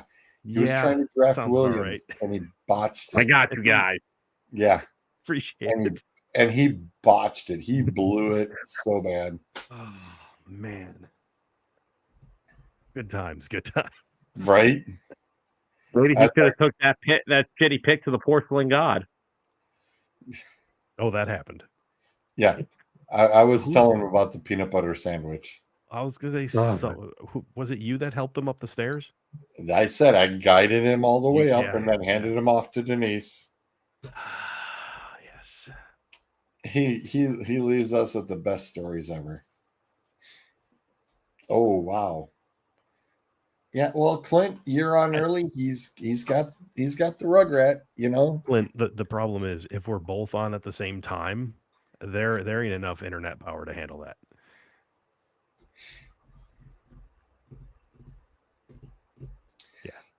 Yeah. I love the background, by the way, sir. Thank you. I was in full agreement with you guys today. What the hell took them so long? Oh, I can tell you that. That's egos. That's what that was. Way back in the day, a certain owner of the franchise, who has now passed, got a little bit butthurt because his star player wanted to hit free agency. And then said star player also got a little bit butthurt because the team didn't want to pay him free agency value. Yeah. Which the two things kind of go hand in hand. Kind of a messy divorce there a little bit. As I recall, he went to he ended up in Columbus. I'm trying to remember if that's where he actually signed with.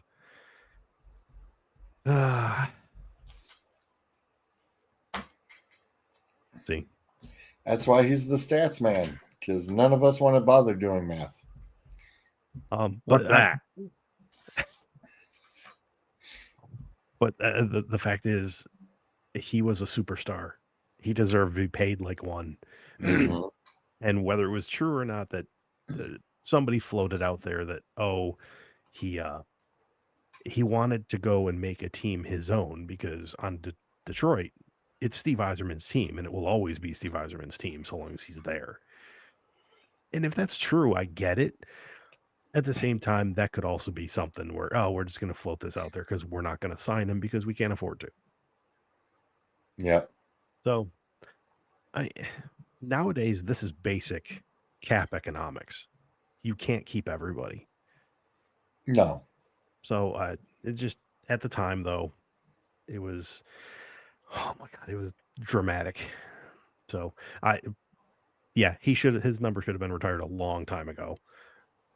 But I'm glad they're finally getting around to it.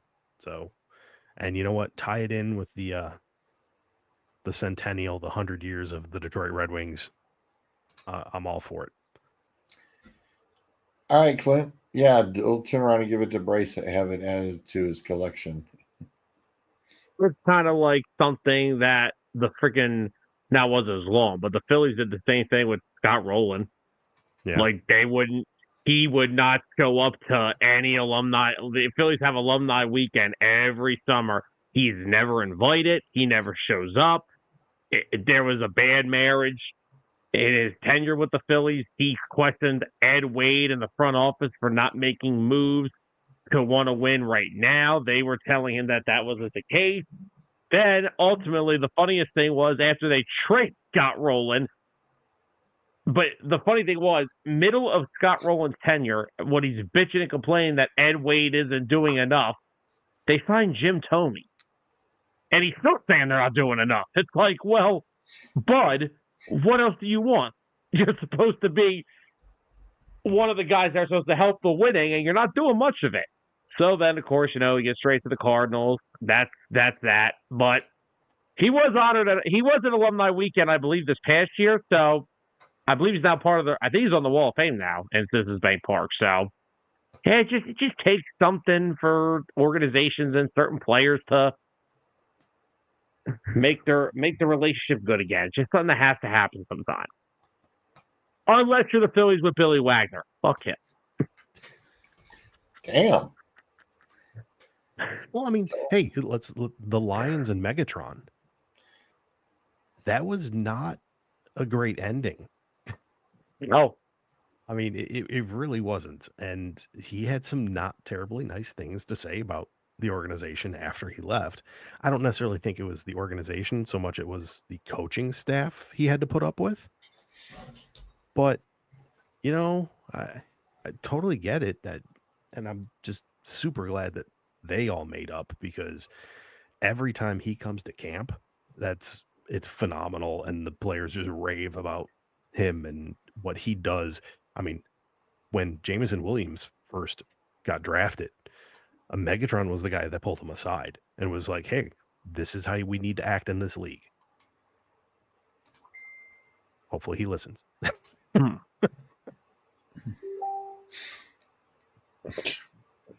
The heck? Steven already giving you crap. Oh yeah. It's already we're already ready to go. I already did the MI Aces. Bryce was here, pulled the cards. We knocked that out of the park early. George, is that a link or a picture? Okay. It's the link. Okay. George, would you like to just fill in one quick part and tell Zolt how you thought I was not as tall as you thought I was? Yes. We did not get to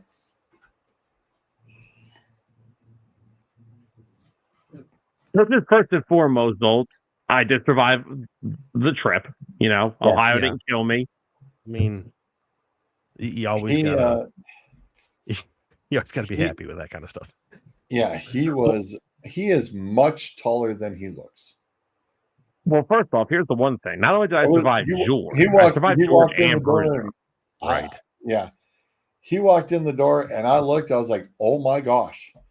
He is just a shade a few inches under Doug Kaufman. I was like, whoa, okay. All right. I'm like, okay. You Mike McGlinchey's twin? Holy shit. Yeah, I was because I even said, on camera, he does not look as tall, especially when you try to compare, how people sit, and he's got the door right there to the side of him. So kind of just rough gauging, figured about that 5'9" to 5'11" kind of thing. And oh no, he's like 6'1" to 6'2". He's like, oh, okay. And not to mention, everyone else's camera is different than mine. Everyone really has their cameras propped up on their monitors. Mine is on a tripod, literally like right in front of my computer desk, because I'm on a laptop, not a PC. Which is why my mic quality sucks. But Can I get my Looney out of there? And I've been nice so far, George. I haven't told them how you look like a Jolly Rancher on Friday. What are you laughing at? That's hilarious. Did he get What? an Oh, invite? that's hilarious. Okay, Shut up, Bryce. all right. So we walk in. Hang on. I'm- Hang on. I've got the picture. I'll bring it up. Calm down. I'll bring up the picture. Ah, Yeah. I shall bring up the picture. thank God we're not on a time limit. Wow.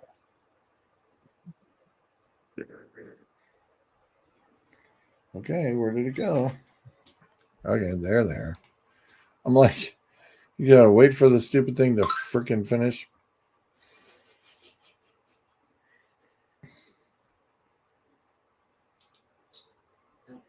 Bryce is over here in the background trying to take pictures of me.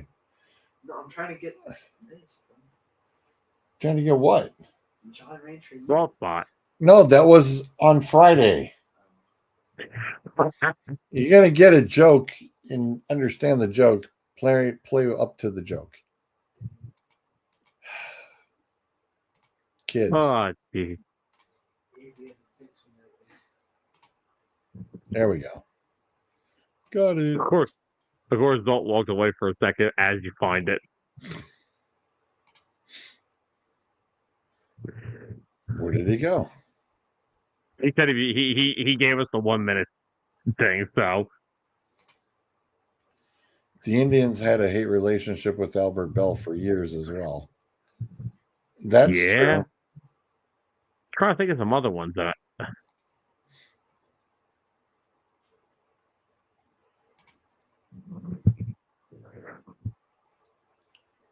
So yeah, there is George's Jolly Rancher costume that we called it.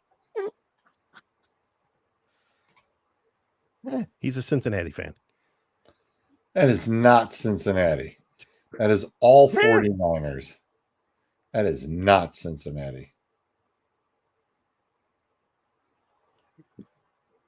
And of course, when this photo was brought up earlier, Anthony goes in the comments as, "Wow, George, you're short." Wait a minute. How tall is Tyler? Taller than me. Yeah, just by a little, not by much. Just by a little bit. My neck would be hurting by the end of the day. Yeah, Zolt is a little shorter. A little bit. Just Okay, so are we? tad. All right, so are we? All right, so like, are we comparing like Penn Sewell to Jahmyr Gibbs here? Is that what we're doing? Perhaps. It's somewhere around there. At least you're fast.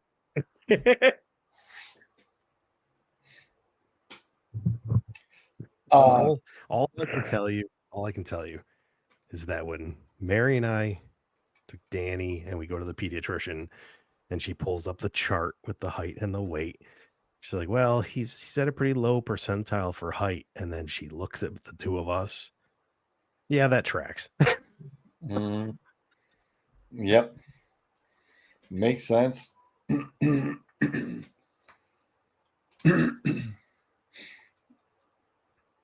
So, what do you think of the new look? It was the new creativity for hitting the sign took a little bit of work. I like it. Took a little work, but I do have a secondary, which I thought it was pretty slick and pretty cool as well. I can add another Bryce's jersey. So what happened to our headlines? Oh. The heck, man. I mean, don't put them on now because it's going to be last week's. Oh. Yeah, like, hey, wait a minute. I knew something was off. I'm like, wait a second. Yeah. Normally I have to come up with two things before the show. I got to come up with that behind me, and I got to come up with something relating underneath there. Yeah, I noticed that did not pop up. Yeah, I had a great freaking headline for tonight. And I couldn't even use the damn thing. No, see that no, I can't use Fedorov and his Jameis Winston still available. That ain't gonna work. Yeah, that just doesn't work.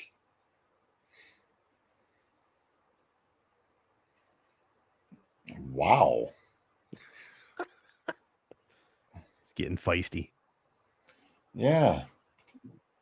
Sure. Yeah, that would be what that's in reaction to. Interesting. All right. All right. Well, the link has been shared. How are you? The link is in there, and they're not really nobody's Yeah. paying attention. So that kind of tracks for those people.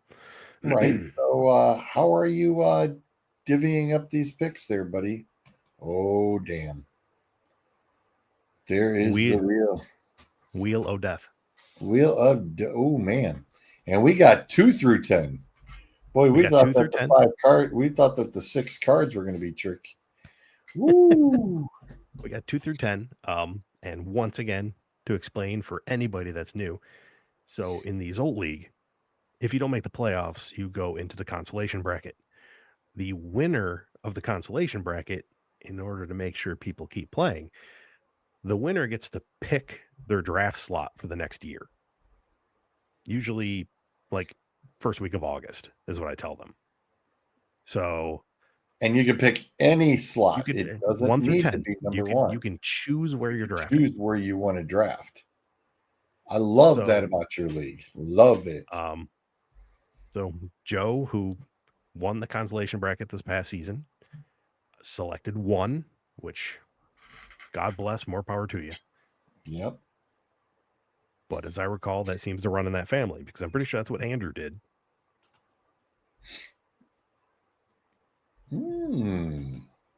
Interesting.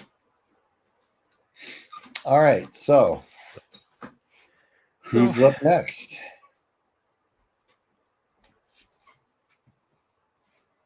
Well, let's figure this out. Who's getting there? You probably don't want your number right away, do you? Or do you want to know it like right now? Hey, Joe. What's up, Joe?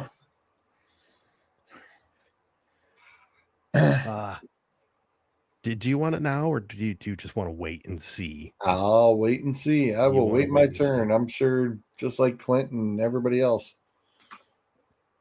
I shall wait my turn. So I'm sitting here thinking. You know me. I like to go last. I will just take whatever's left. I'm the commish. I'm the one hitting the button. So we'll just kind of leave me out of it. Now, real big question. Who won? Who won? Yeah, who won last year? Wasn't me. No, it wasn't me either. It was Trap. It was Terry. Wow. At least that's what the thing's telling me. Well, I mean, all that means to me is that he's going first. So, let's go ahead. Give the wheel a spin. Terry is drafting. Well, at least I'm not That was a nice little ditty there. So who's that? That's Trap Terry.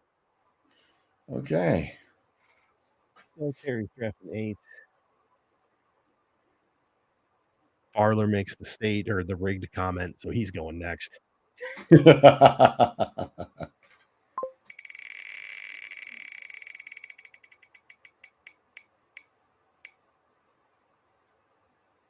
Get 9, get 9, get 9, get 9. Oh, 6. Let's see. Clint was in the chat. He was in the chat. He might be off to work, but regardless, it is now Clint's turn to face the wheel. Oh. Ooh. Oh. Ooh.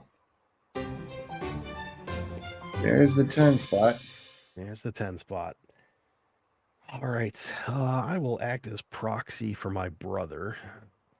So we will see what the malcontents get. Malcontents get to be malcontent with 6. No, that's 9. 9. That's 9. We already had 6. That's 9. Everybody's getting the late picks. I don't like this. Yeah, I like the late picks. I was going to say, I was just telling Sam, I don't mind 9 or 10, and they're both gone. Even Zold, if that leaves us at 2 and 3 together, I will have to smack you and just go. I'll pull the plug. I'll delete the broadcast. the only late half pick that's left is 7. 7. Ew. Oh, this is God. Bless. This is horrible. It's not my plan. All right, we'll do Anton. We'll get the newbie. He's still the newbie. He's not the rookie anymore, but he's still the newbie.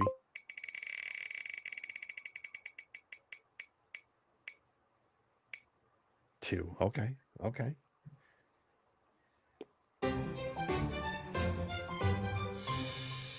So no matter what, I'm drafting near you or Adam. It looks like. Or Clint says he'll trade 10. Well, speaking of Adam, let's get Adam out of the way. Come on, 7. Nope, there's the 5. 5. Oh.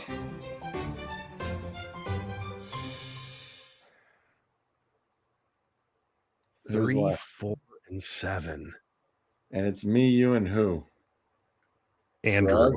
Yes. Oh, Jesus, Christopher. Oh, my God. Speaking of Andrew, let's get his number.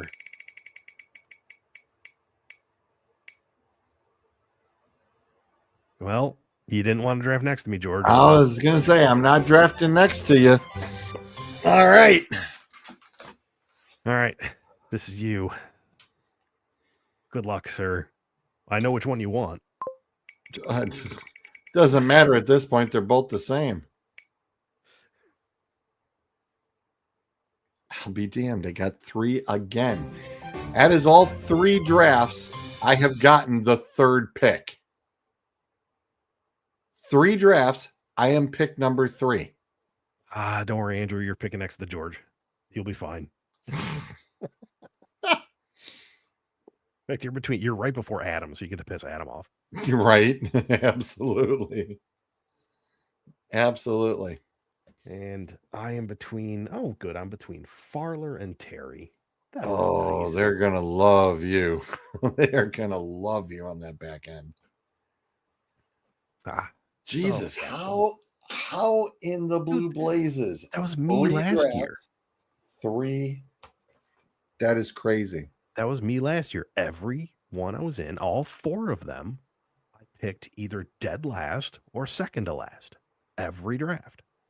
Yeah, but that's 3 3s. Yeah, I know. That is insane. That is insane.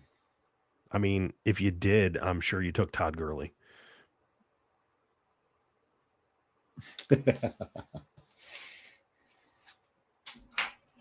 Wow.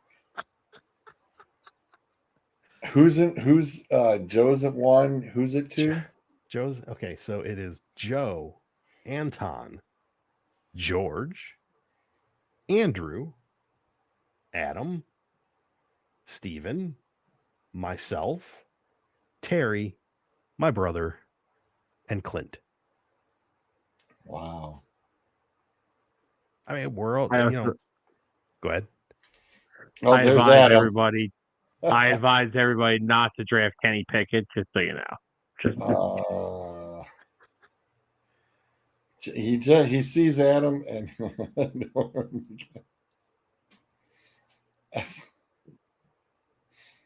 oh wow. So I'll be throwing that up here on the website in just a second. Wow. That is going to be, man, I don't know what it is about that 3rd pick. Jeez. And to any of my league that is watching, you trading picks it's absolutely possible, but you have to trade the whole thing at once. You can't just, I tried that one year. Didn't like it. There you go. There you go. See, you got to look on the bright side, Clint. It's the last pick Adam. has brought you things before.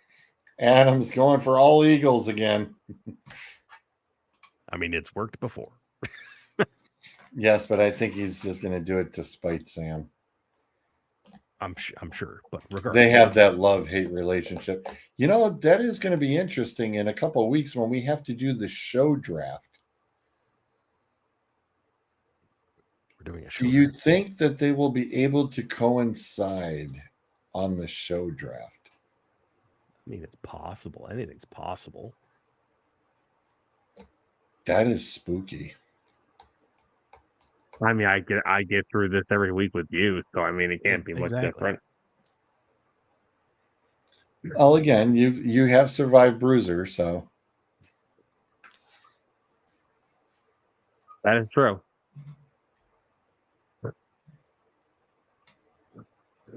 Those conversations on Saturday night, they were interesting, to say the least.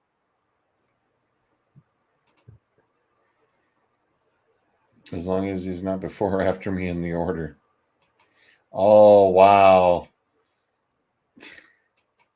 So he's saying as long as Sam is not before or after you in the draft order. It's going to be a whole personal grudge match. It's going to be, yeah, it's going to be fun. What's up, Kev? How you doing? Kevin, you missed earlier. You have Bryce did the picking already. You have pick. Oop, damn, that's a little bright. I angle it a little so you can see it. You got pick 7, dude.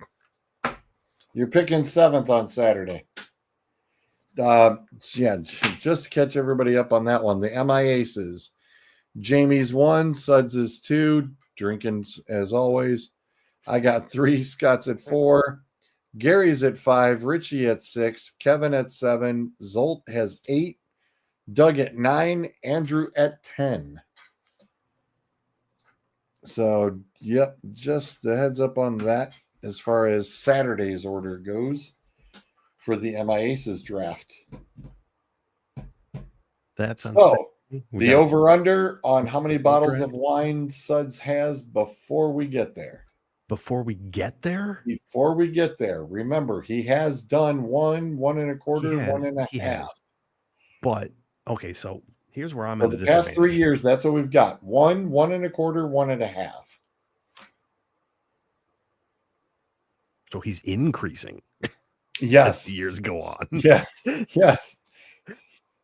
Yes, it's kind of strange, but yes, he has been increasing. That's why I'm like, could he possibly be going for 2 full bottles before we get there? I mean, I would set the over under at like 1 1/3.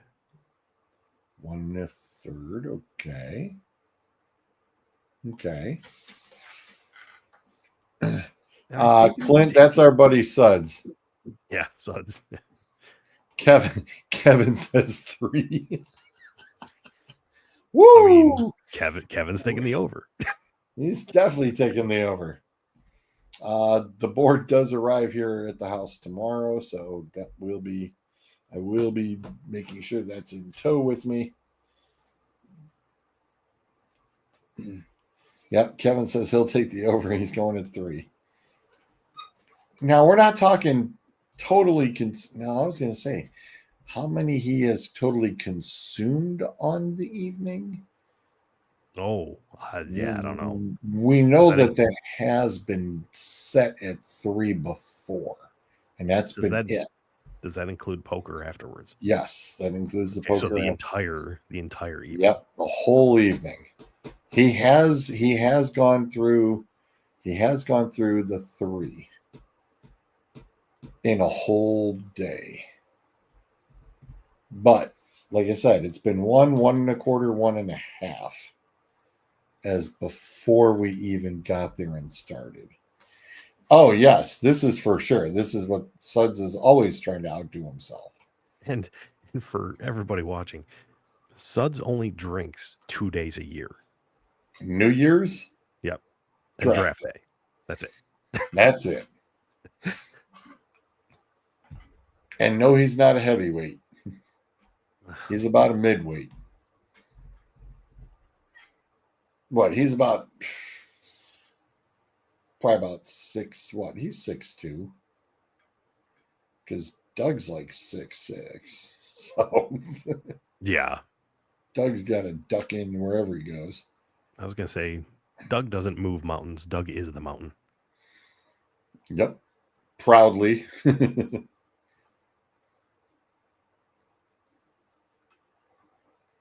It's always easy to find Doug in a crowd. Always. Yes. Always. So yeah, that will be interesting to see what he pulls off this year. Yeah, there it is. Oh, that's sorry, Doug. We cut you down a few inches. Yes, Doug is 6'8". Sam, 6'8". Now, if Anthony thought I was short, I'll get a picture. I think I actually still do have a picture, but I've got someplace. I'll get a picture of me standing next to Doug, and even Sam will sit there and go, "Damn." And whiplash. Yeah. Yep. Totally. Then when we had him and Durkin in the same room together. Oh Jesus. Because Durkin was either 6'6" or like 6'6.5", something like that. Yeah. Durkin's a tall dude too. Big boy. So it's making up for more. Yeah. Clint, if we did that, we'd be rushing him to the hospital. Yeah, we can't turn around and we can't put that into Suds. It will put him into the hospital. It just does not go well.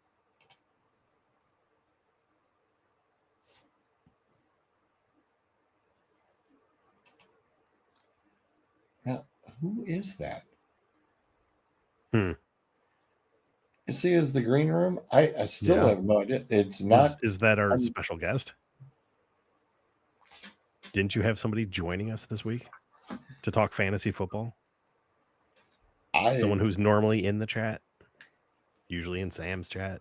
Yeah, I was trying, but it's like there's been no camera, no unmuted mic, no nothing. No, but have you looked in the private chat?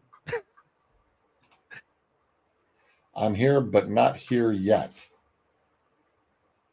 It's all it says. So I'm like, okay. I mean, I was waiting for a cam or something. Either way, it's always entertaining to watch him get canned. Well, that's the thing. He's usually already there when we get there. Right. I don't know what time he starts, but because we show up 2:00 and he's already got one down. Yep. Yes, sir. And rumor has it that Richie is intrigued on hosting. He has purchased his first home. He has purchased his first home, and he is excellent. Definitely been working on getting it, fixed up and whatnot. And he's like, yeah, he goes, next year, he goes, we can turn around and have it at my place. It's like, okay, we'll definitely, check out those possibilities and see what everybody wants to do. I was like, it's not like it's the first time that we've had to flip locations. Oh, no. We've definitely done that. Sam, 15 minutes before we are due to arrive on site at Suds's, he calls me and says, do we have a backup plan? I went, a backup plan for what? He goes, the power just went out. No thunderstorms in the area at all. Gone. No storms, no nothing. Just power goes out. They're like, no, we didn't. All of a sudden, we had to have it over at Scott's place in the basement. It would have been cool if we could have figured out how to do it with the projector on the projector screen. That would have been cool. Yeah. If we could have figured out probably Sleeper and that projector, that would have been pretty badass. Well, I mean, George, you figured out typewriters before, so. Kevin says he's got to get in line. You get typewriters. George figured out the printing press. George figured out how they made the wheel. Listen. Quit milking the jokes. I could just picture him standing there, just like Anyway, just look, I have made fire. Yeah, I put that in the chat, by the way. I did put that in the chat. When Bruiser posted that, I was like, well, I will oblige. I understood the assignment, and you better believe it. I totally went with the Tom Hanks. I have made fire. Yeah, the problem is he figured out the telegraph, but he couldn't figure out how to put a reel through it.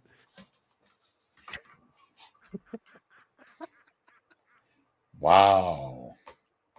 Them damn 90s babies.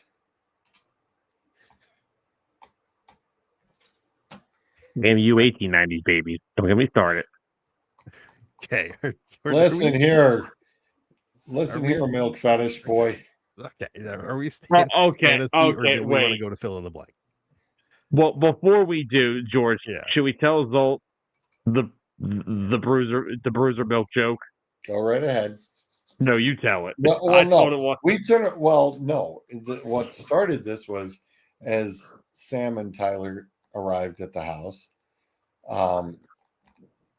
Tyler mentions, because he has his girlfriend with him on this trip, that, oh my God, Adam, you are not that far off, so don't even go there.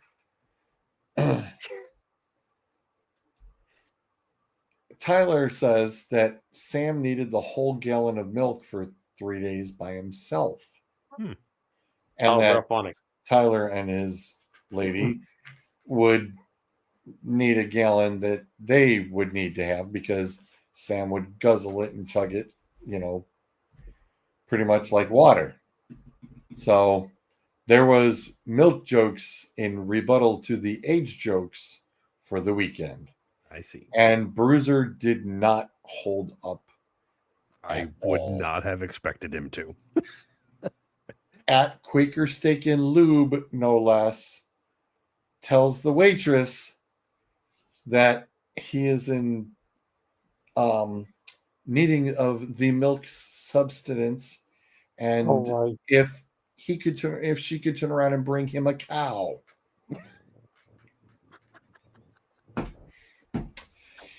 Yeah, Bruiser did not hold off at all. And what did he say after that? Go ahead, I'll let you. He says you don't need to bring him a glass. He'll drink it straight from the udder. No middleman for Sam. Nuh-uh. Straight from the source. Oh my God! And wait, didn't he get you with one, George? I forget what he said. Asked her for you. He got you with one too. I can't remember what it was. Yeah, but his wife trumped all of us on the boomer jokes. So the age thing got trumped by her. So she wins.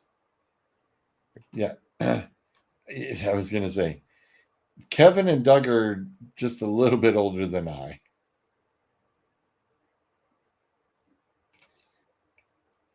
It's okay, Doug. We have respect for you. Wow.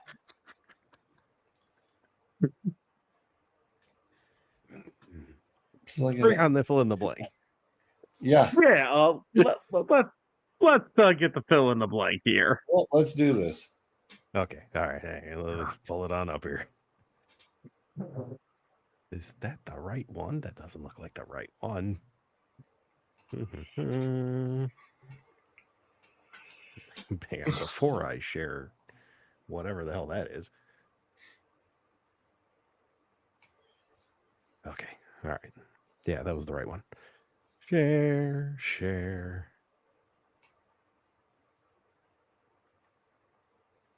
From The Athletic this week. They, as they do every year, they got a hold of roughly 20 executives in the NFL, anonymously gave them a poll to rank the top 25 NFL players under the age of 25. So there was some rules they had to follow. They were Okay. given a list of 35 names that all qualify, but they were also encouraged to fill in anybody else that they feel has been missed. Again, it was anonymous, so no holding back. Now, okay, so for consideration, players must have at least 1 season of experience, so no rookies, Okay. and they cannot be older than 25 by week 1 of this season. Okay. So this rules out Justin Jefferson, Micah Parsons, CD Lamb, Tristan Wirfs, and Jordan Love. They Okay. were all on the list last year, but they're all out.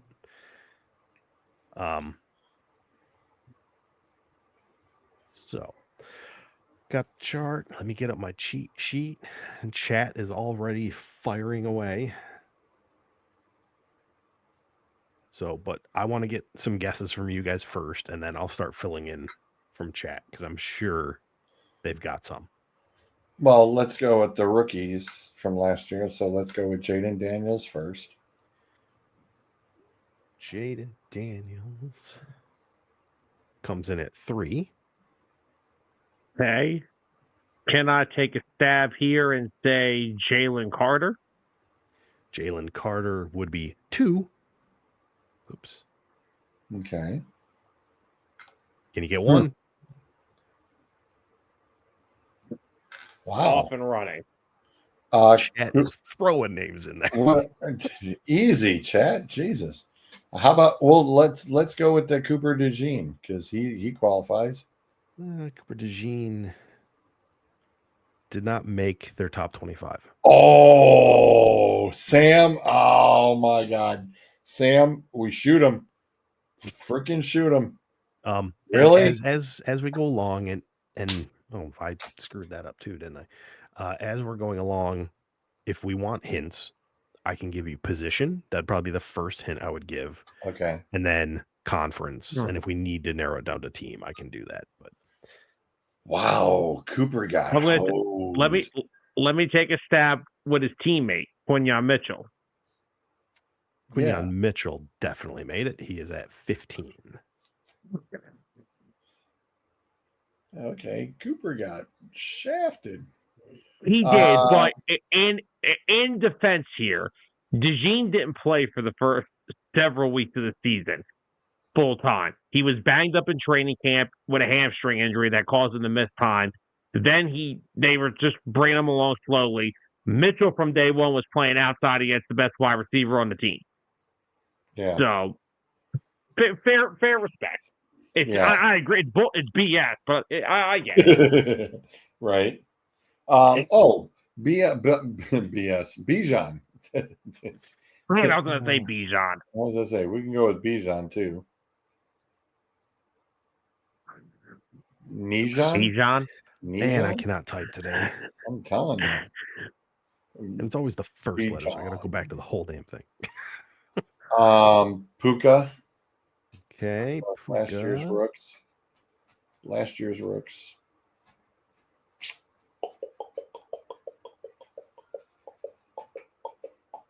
Is Caleb Williams on this list? I was going to say, yeah. Caleb Williams. Caleb Williams did not make the list. Ooh, There are 3 quarterbacks on this list. You guys got Jaden Daniels. Obviously, he's the top one. I'll give you. Wow. Only 3. Kevin. Yes, you got Bijan. You nailed Bijan. Doug nailed Puka. Clint. We're not looking at the chat, guys. So I'm giving these guys best guesses first. Trust me, chat is flying by. Y'all got a lot of them. Well, I was going to say, right? And in the private chat, our guest in the green room guessed Drake May, and that is not an answer. Not on the top 25. Is Jahmyr Gibbs on this list? That's got to be Bruiser. Jahmyr Gibbs. So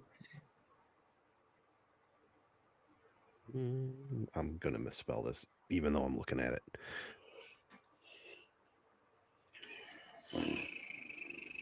Okay.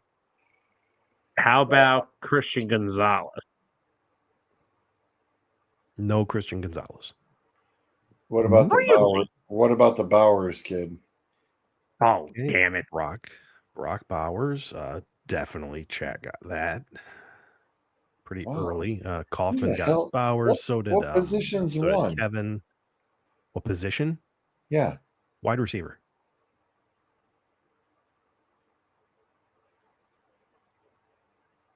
Justin Jefferson? No, we already said Justin Jefferson was not. Yeah, eligible. Jefferson's not. He was 2020. Brian Thomas? Is not Oh. Brian Thomas. Is Brian Brian Thomas on Thomas, the he list? did make the list though. He's Okay. down at. I was about to say. I was gonna say, hello. Okay.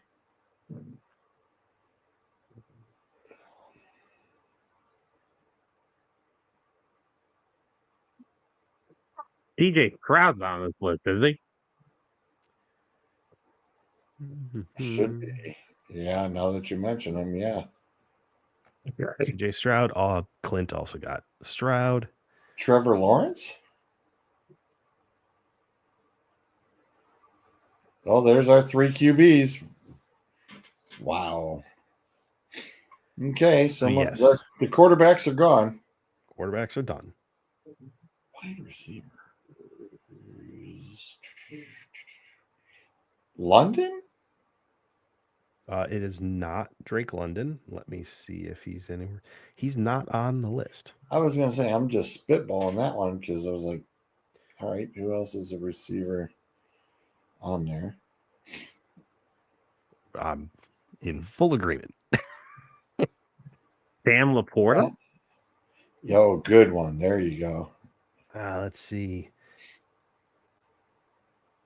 There are no other tight ends on the list besides Brock Bowers. Wow. This is bullshit. What about Hutchinson? Oh, why did I not think about that? Definitely on there.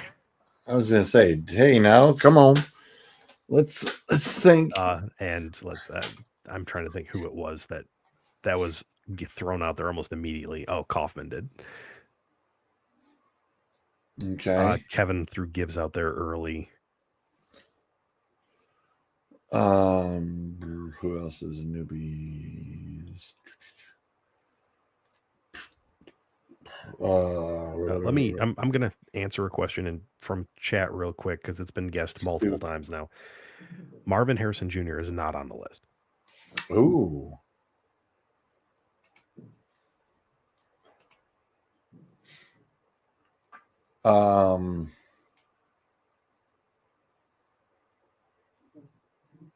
Malik Neighbors? Malik Neighbors is definitely on the list.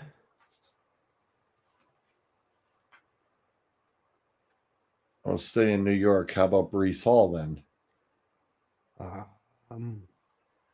Brees Hall did not make the list. Garrett Wilson? Garrett Wilson definitely made the list.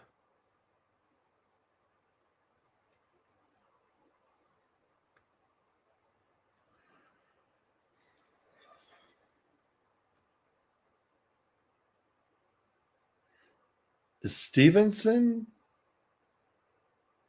How is Stevenson younger? Ramondre? Or is he older? No, he's not on the list. Okay.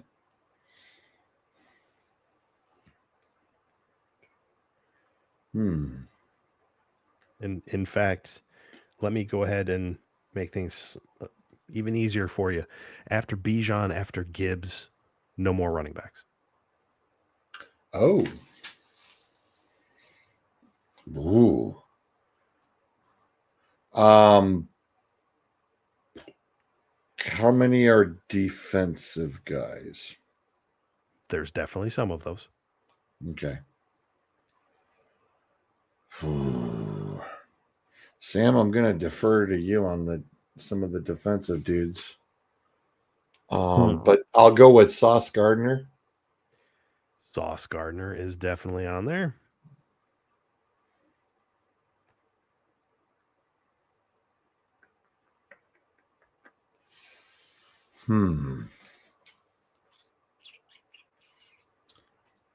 man.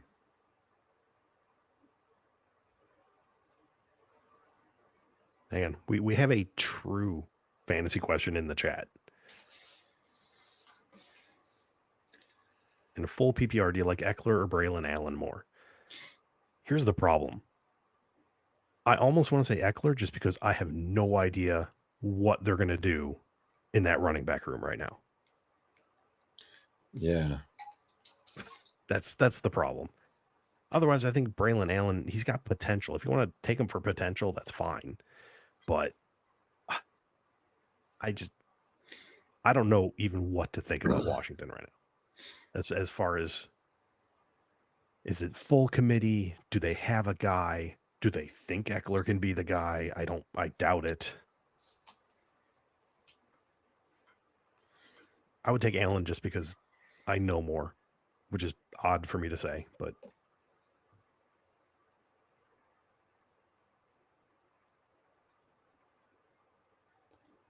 chat, yeah, we've already got Garrett Wilson. We can stop throwing his name out there. DeMar Hamlin? Not on the list. Okay. What's odd, and I get it. One is a wide receiver, and brain lock, not thinking of it. Chat hasn't gotten it either, which I would have thought would have happened by now.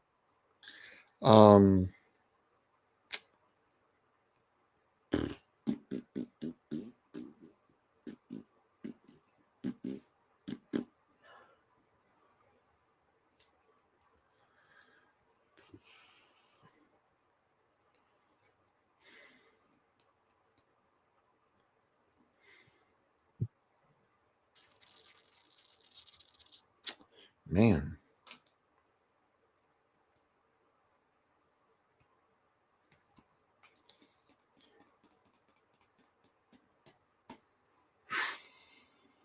Kyle Pitts. I was going to say.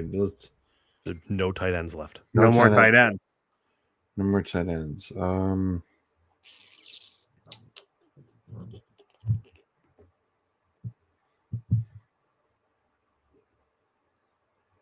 Would you like me to start filling in for Brandon? Chat? Is Brandon Ayuk? I No. know he's a 2020, but no, he's not on there. No? Okay. Because Debo and DK are too far out. Okay. So as far as our favorite teams, I mean, we each have them. There We're are no more going- Eagles. We got Hold all the on, Eagles. hold on. Yeah, we're 2021 and current. Hold on. Is Pat Surtain on this list? Yes. How I the was gonna hell say. have we not guessed him yet? Yeah, I thought about him. Where is he? There he is. Oh, Nico Collins will be on this list. Remember that? Nico Collins is not on the list. Okay. Huh. The wide receiver that chat keeps guessing is on the list. They're not number one, though. Wow. Nico not on the list. So who else is a 21? 21, 22 receivers?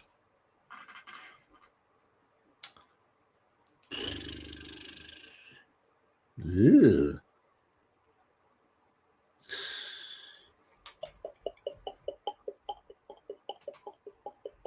Hey, gents, I hate to do this, but I have to abruptly bounce out for the night. Okay. Oh. Okay. I will, George, I'll talk to you about that later, all right? No problem, dude. Thanks for joining, and we'll catch you later. Catch you next Later, time. gents. All right, I'm gonna start filling in a bit from the chat. So as they keep coming. So we got 2 of the 3 Lions. I don't know if you want to take a try to figure out that's St. Brown? 7. I thought St. Brown was older.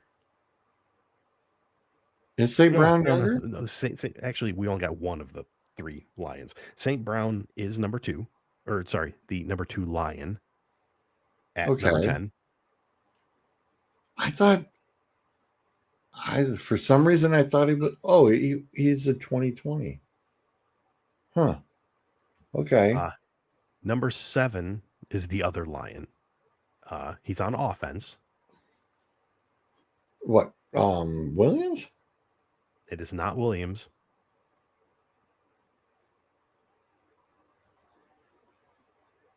Brain farting here. Think offensive line. Oh, yeah.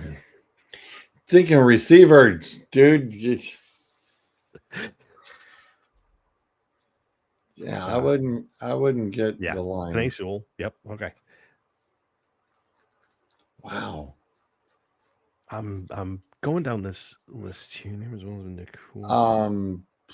Okay. So try to give a couple of the other ones from like this. Sure. How about like the Bucky Irvin?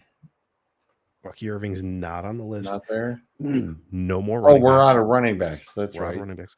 And I'll tell you this: number 1, the wide receiver, is the last wide receiver.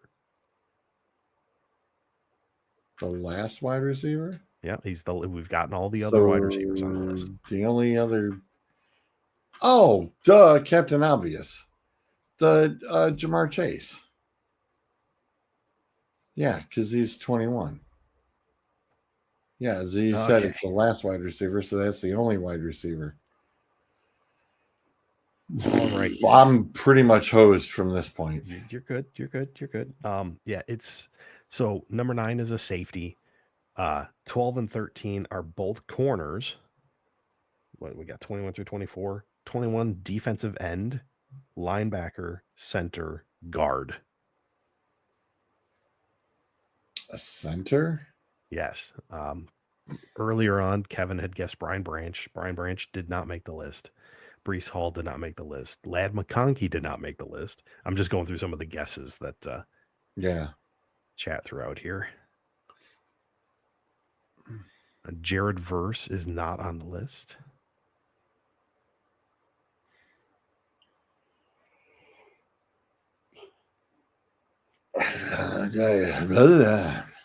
A center? Jesus, I wouldn't. You got me on this. When it comes to some of the line guys, wow, a center? Got me on that. Give me a second to check something here. This is where Adam and you guys and Sam would all pull out. You know more of the linemen than I do. Okay, so chat caught my error. I was going to say, wow, did the Athletic screw up? No, the Athletic did not screw up. It's cannot be older than 25. So they can be 25. They just cannot be older than 25. So that's why Chase is eligible. I was going to say, it was a 2021 draft pick. So that's what I was saying. 2021 and on would qualify. Nobody from 2020 would. Okay. All right. Let me get this list sucks. Thanks, Adam. Yeah, there's nobody left. You might as well fill them. I'm gonna give Chad a chance because I can do some clues here. Number 9, safety out of Notre Dame. In the AFC. Went to the Ravens. He's one of those guys that I was hoping the Lions would take. Oh, Patrick Queen? Nah, not Patrick Queen, but Clint got it in the chat. Oh, Kyle Hamilton. It's my cousin's favorite dude. Damn, why didn't I think of that? All right. So I said both 12 and 13 are both corners, both AFC. I know somebody in chat already got number 12, which is, yep, Clint got it. So it was Derek Stingley Jr.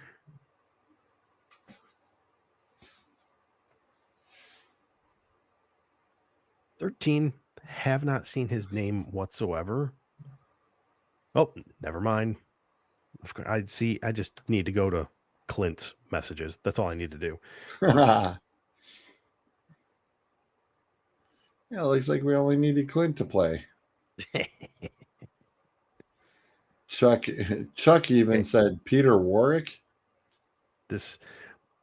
Boy, I really screwed up this time around because How you this doing, was said in Chuck? chat and I said no. Oops. Yeah, my bad, guys. What's happening, Chuck? Great to see you. Okay, I'm going to fill in 23 and 24 because they're both O linemen. I want us to try to figure out 21 because I feel we should get it. So 23 is Tyler Linderbaum,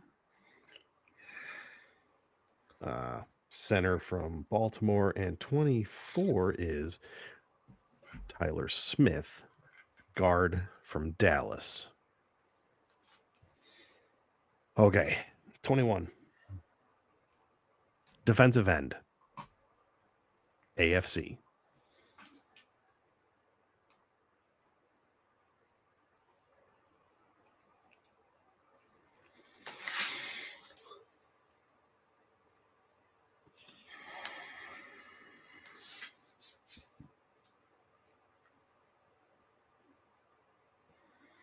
Oh, is it the Cincinnati moron Trey who's trying to get moved?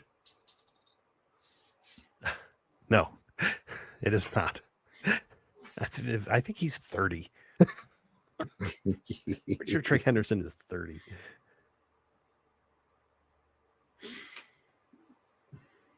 Yes, yeah. Adam guessed him too. Clint says Will Anderson. See, like I said,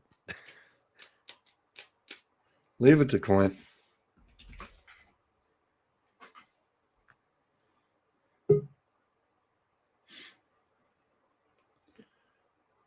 Who? Okay. There's Bruiser. Who in the world is the I Live for Fantasy? It's me. That's why. So. Finally. Does Clint know that there's another black guy on here? Wow. That was so racist.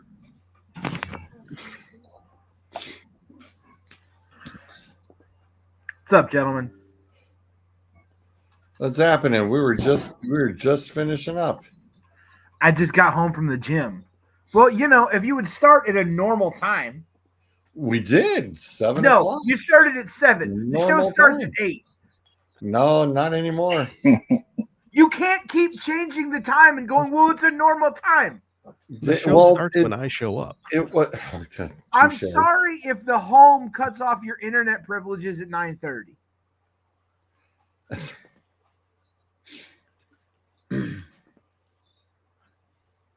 There's a solid Adam, joke that Sam wasn't here to see. Googling. He says no. Clint was good with the clues.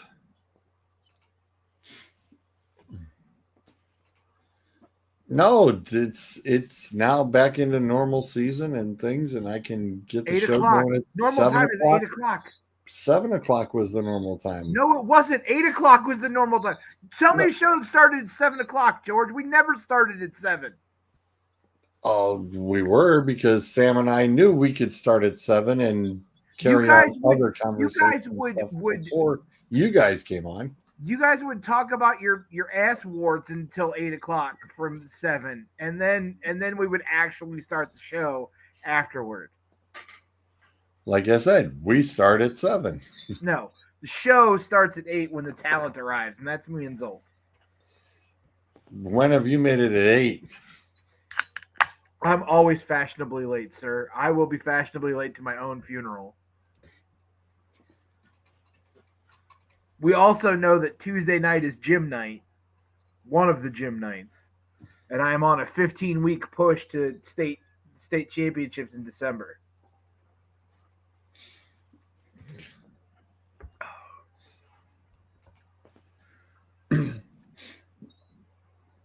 and it is. We're getting into college football season. We have the first college football games of the season this weekend. It's week 0. Week 0. And we have fantasy football drafts up the wazoo this weekend. This is true also. There was a ton of them. Lots of them. I am not a fantasy football person, but even I laughed very, very hard at the video of the dude drafting Brian Robinson. Yes. Brian Robinson instead of Bijan. Instead of Bijan, yes. God, that was brutal. You can only dream to have that happen on Saturday, George. Oh, I swear it would be hilarious if it was Suds. And he just grabs the wrong one and just slaps it up there. And you could make that happen. Oh, I'm pretty sure I could. Because all it has to say is the letter B, period, Robinson. Part of me hopes it happens to Akers. Akers isn't in Michigan. I don't give a shit what fantasy league he's in. I just want it to happen to him. It's like that Dave Chappelle sketch, Player Haters Ball. I hope all the bad things in the world happen to you and nobody but you.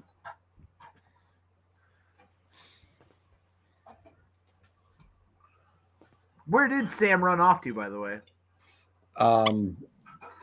He had something that just popped up and he had to go.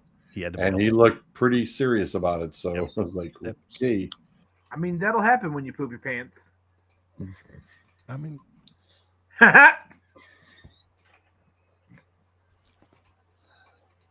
see, you got in way too late. I know you were looking for, and we informed Zolt about the milk jokes at Quaker Steak and everything. Yes. Oh God.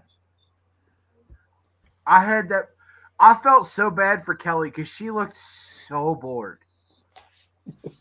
So bored. She was tired.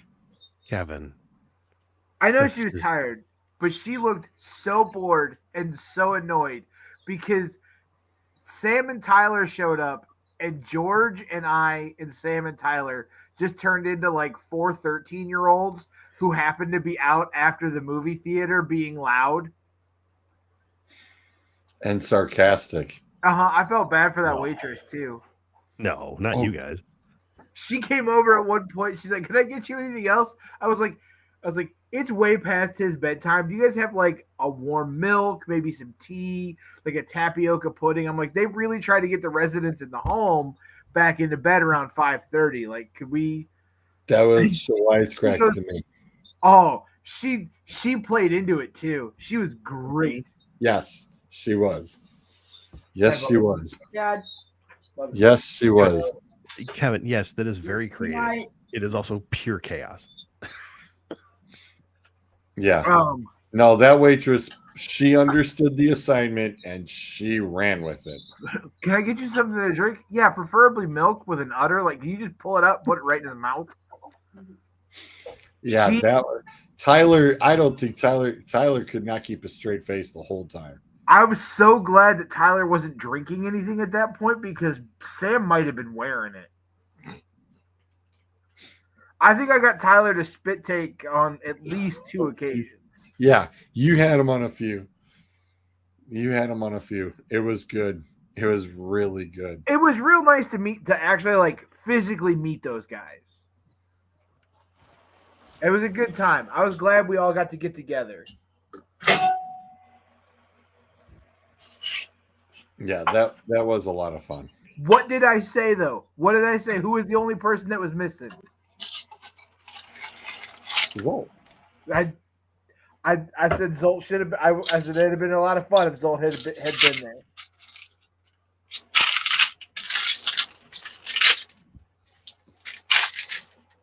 What are you cracking open over there? Sorry. I was like, hey, you're cracking open drinks. Start sharing. Yeah, I was gonna say, Bruiser's got his already lined up. It is low calorie, no sugar, and alcoholic, and I can drink because it fits into my macros. I can drink these. Kevin, that's a no. Kevin, anytime you have a crazy fantasy football idea, just do what I do. Just start another league. I saw somebody with a fantasy league where they actually drafted defensive players. Yes, I've done it. It's horrible. It's really rough. And if your scoring system isn't like spot on, you basically break the game. So it's not easy. They drafted three linemen. It was 5 defensive players total is what they drafted. Okay. It was run by Yahoo. Like Yahoo had it. Yeah. Well, the most NFL sites one, now you can do it. Yeah. The NFL one that I use, we could do it too. God, no. I don't know enough about football to draft a normal fantasy team, let alone one with defensive players. So I'd be like, is Lawrence Taylor available? So if Shrods was here, he could clue in, but like, I don't know, 15, 20 years ago, we tried a league that we flat out called it the Experimental League. It was an auction, not a draft. You had a salary cap, and you could plan your team out. You could sign players to contracts for up to 5 years. And whatever you paid for in the auction, the amount went up. It was like 15% year over year. So yeah, you could sign a guy for 5 years, but he could end up costing you $80 in that 5th year. Ouch. But you had to make the decision when you drafted them, how long you were going to sign them for. So now, because I want to be completely politically incorrect. Oh dear. And just got my finger on the button. And borderline offensive. Oh, now it's on the trigger. I think there should be another experimental league. Uh-huh. Where you give all of the teams monopoly money and they all have a set amount, right? You could buy monopoly money off of Amazon, but everybody gets a certain amount and you have your auction again. But they have to wear old-timey 20s clothes. And talking that weird mid-Atlantic, kind of accent. Give me 50 shekels on the linebacker there. What? Yep. Oh my God. Zolt knows exactly. I did share in the chat about all those dudes dressed up and they're doing their fantasy. I was just like, what draft was that? I think you should wear dinosaur. I think you should wear inflatable dinosaur costumes. I literally saw the one today where somebody got booted from the league and they literally took the beginning of the draft for everybody to stand and they played taps for the guy.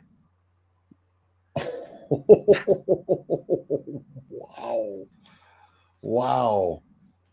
I've seen the one where everybody had to run basically a 40-yard dash in the surf at a beach. Ooh. The baseball one was pretty good. Yeah. Oh, listen, Kevin. If you want to call in if you want to join us after the show goes off the air, I can give the non-politically correct actual answer. Yeah. I'll totally let that conference call happen.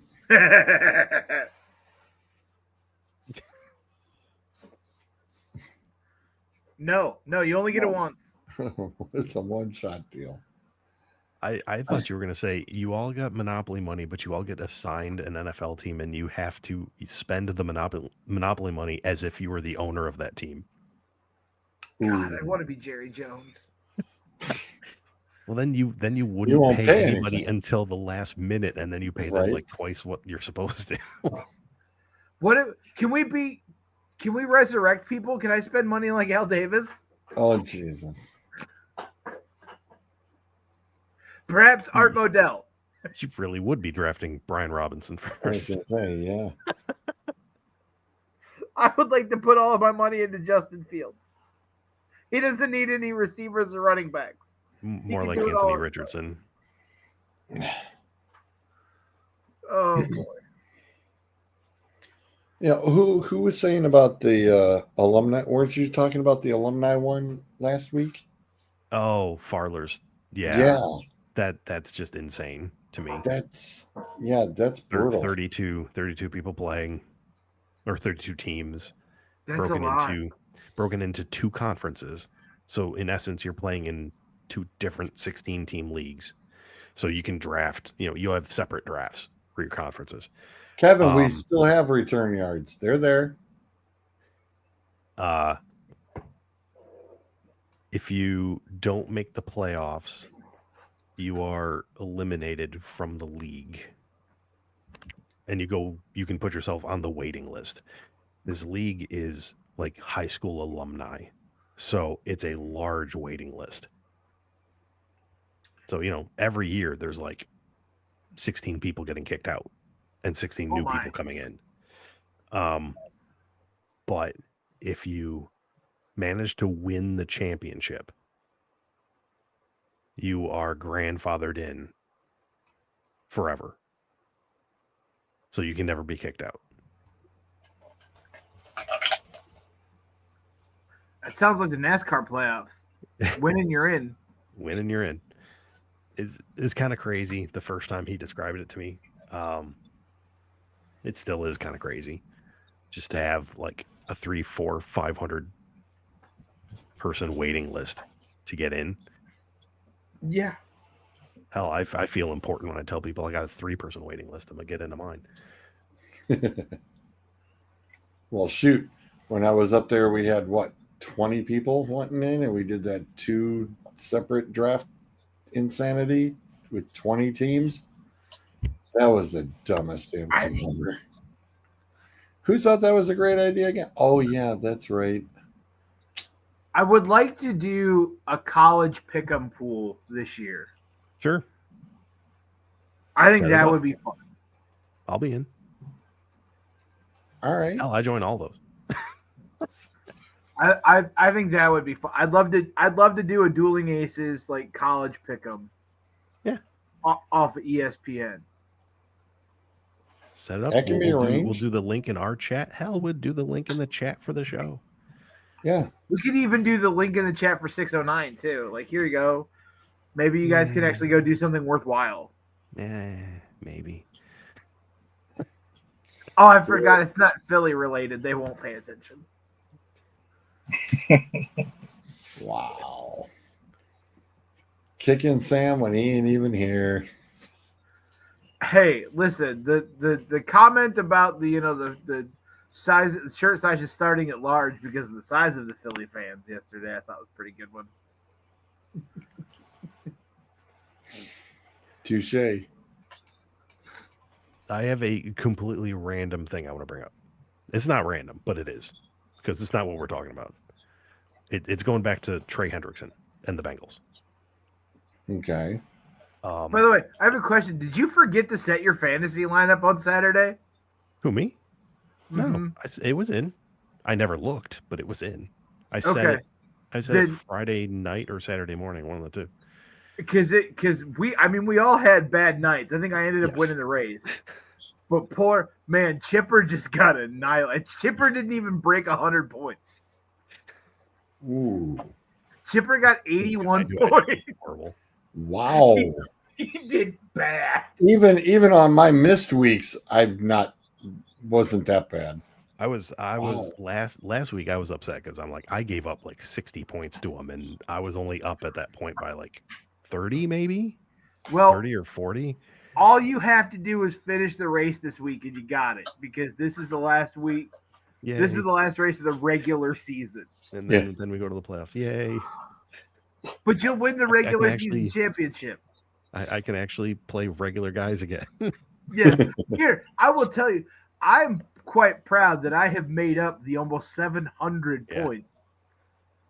I had some pretty good weeks. Yeah, the 60 I gave up to him last week, I got right back this week, so I was happy. I think I was at 151 and you were at like 130. Yeah, right around there.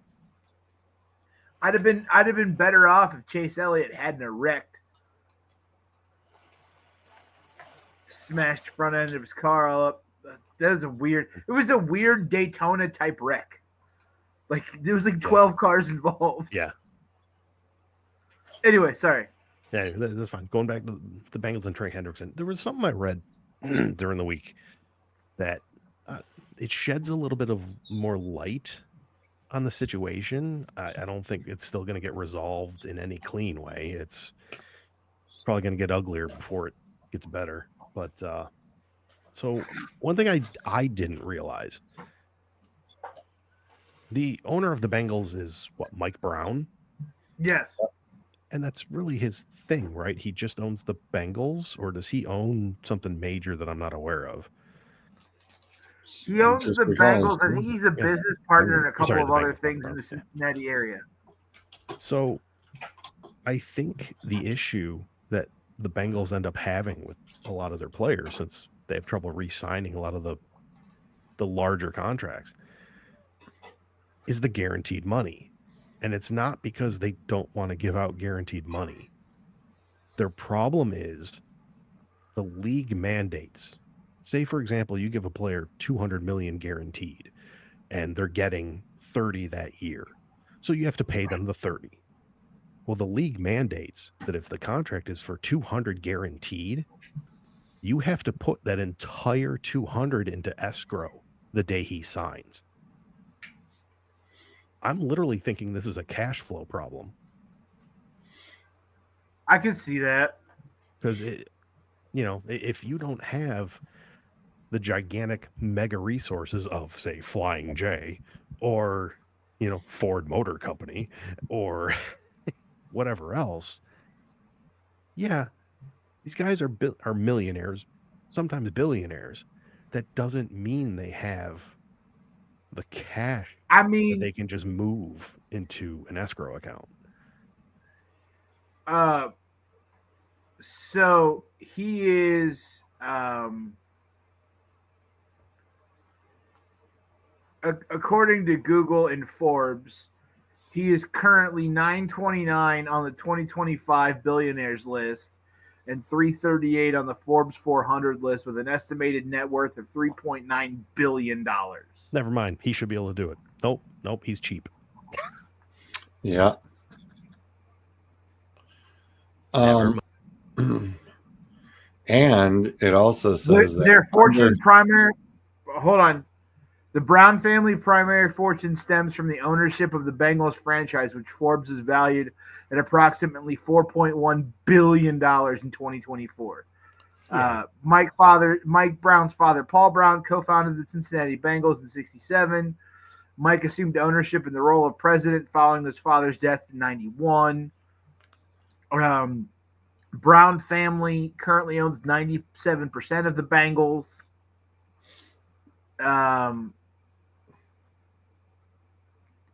The wealth of the family is tied to their partnership with Paycor, who has the naming rights to the stadium. The Bengals' value increased from $239 million in 1999 to nearly $4 billion in 2023. At the same time, though, what did they say his net worth was? $3.9 billion.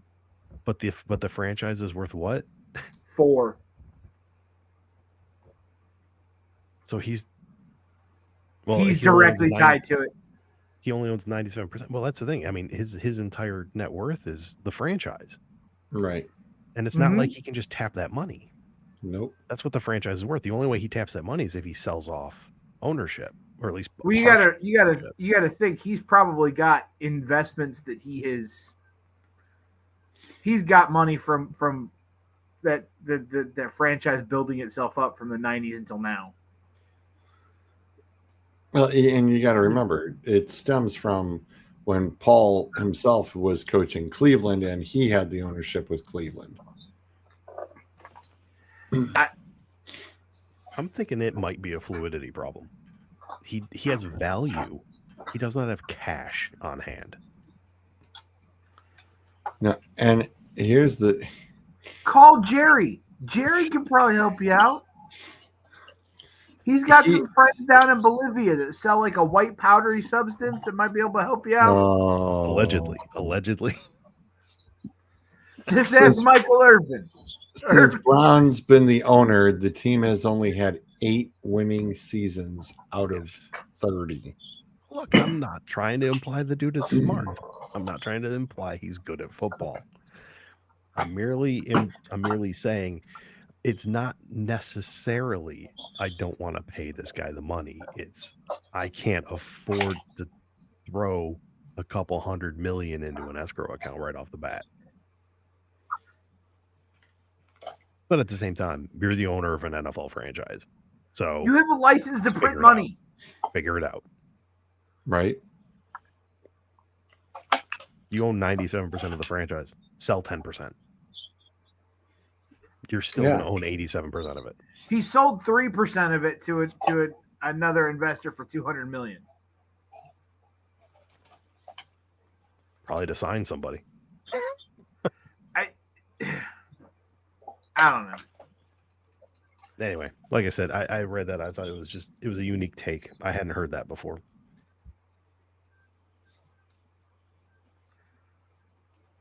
It's not not a bad thought.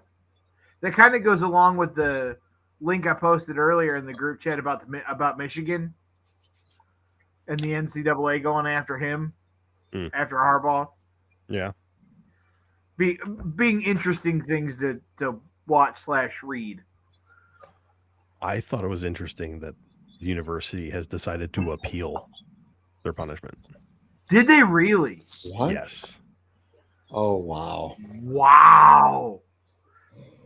That's Michigan just sticking up the middle finger in the air, and I love it. I'm here for it. Wow. Now that they have at least said is that they do not feel there is enough evidence to support the punishment that they were given.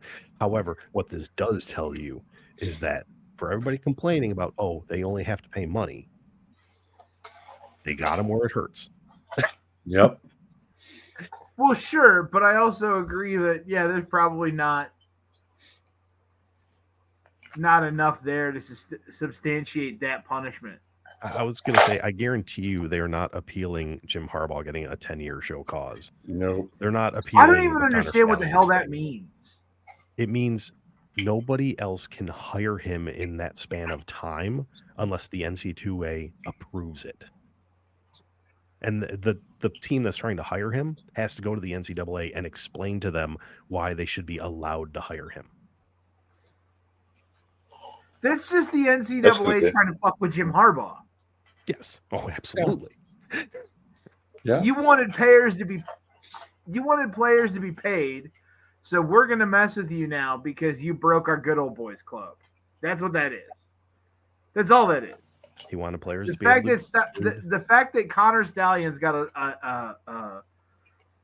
a lesser show cause, that's.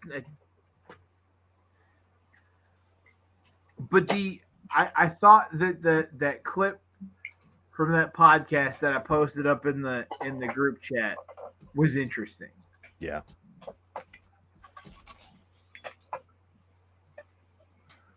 And I hope Michigan wins the appeal.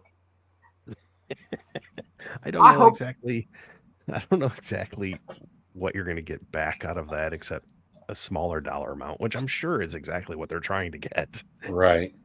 If you can eliminate the suspension and then, you know what I mean, and just pay him, fine.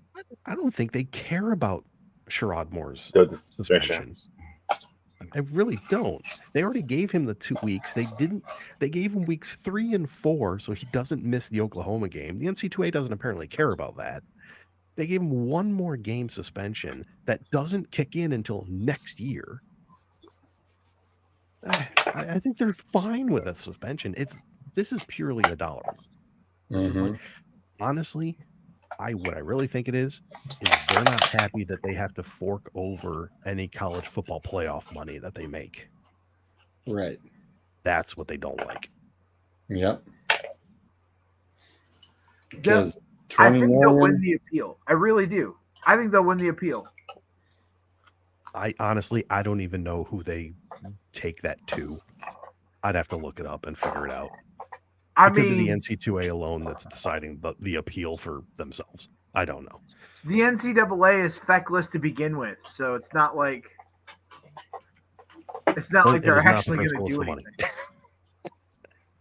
The money is the principle. Well, I mean, you had Mississippi State, or not Mississippi State, who was it? Baylor did the exact same thing. And then the guy who did it is now the head coach of Mississippi State. Yeah. You're mad at Jim Harbaugh because he was standing up for the players. That's what you're mad at.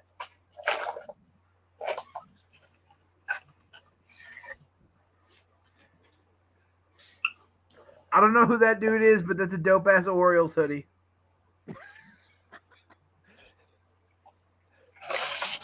It's either the Orioles or the Mud Hens. I can't tell the logo.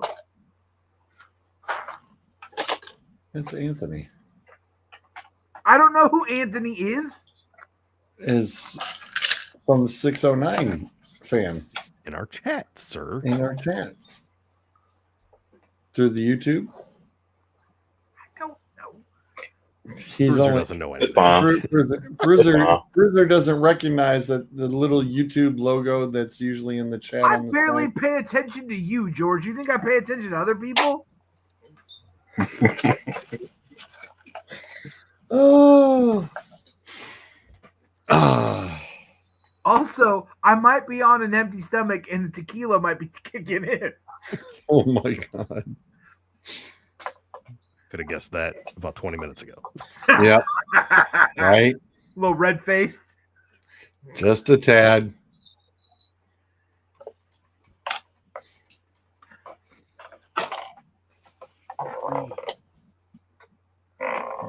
George, Rizzo, you like the way the room turned out?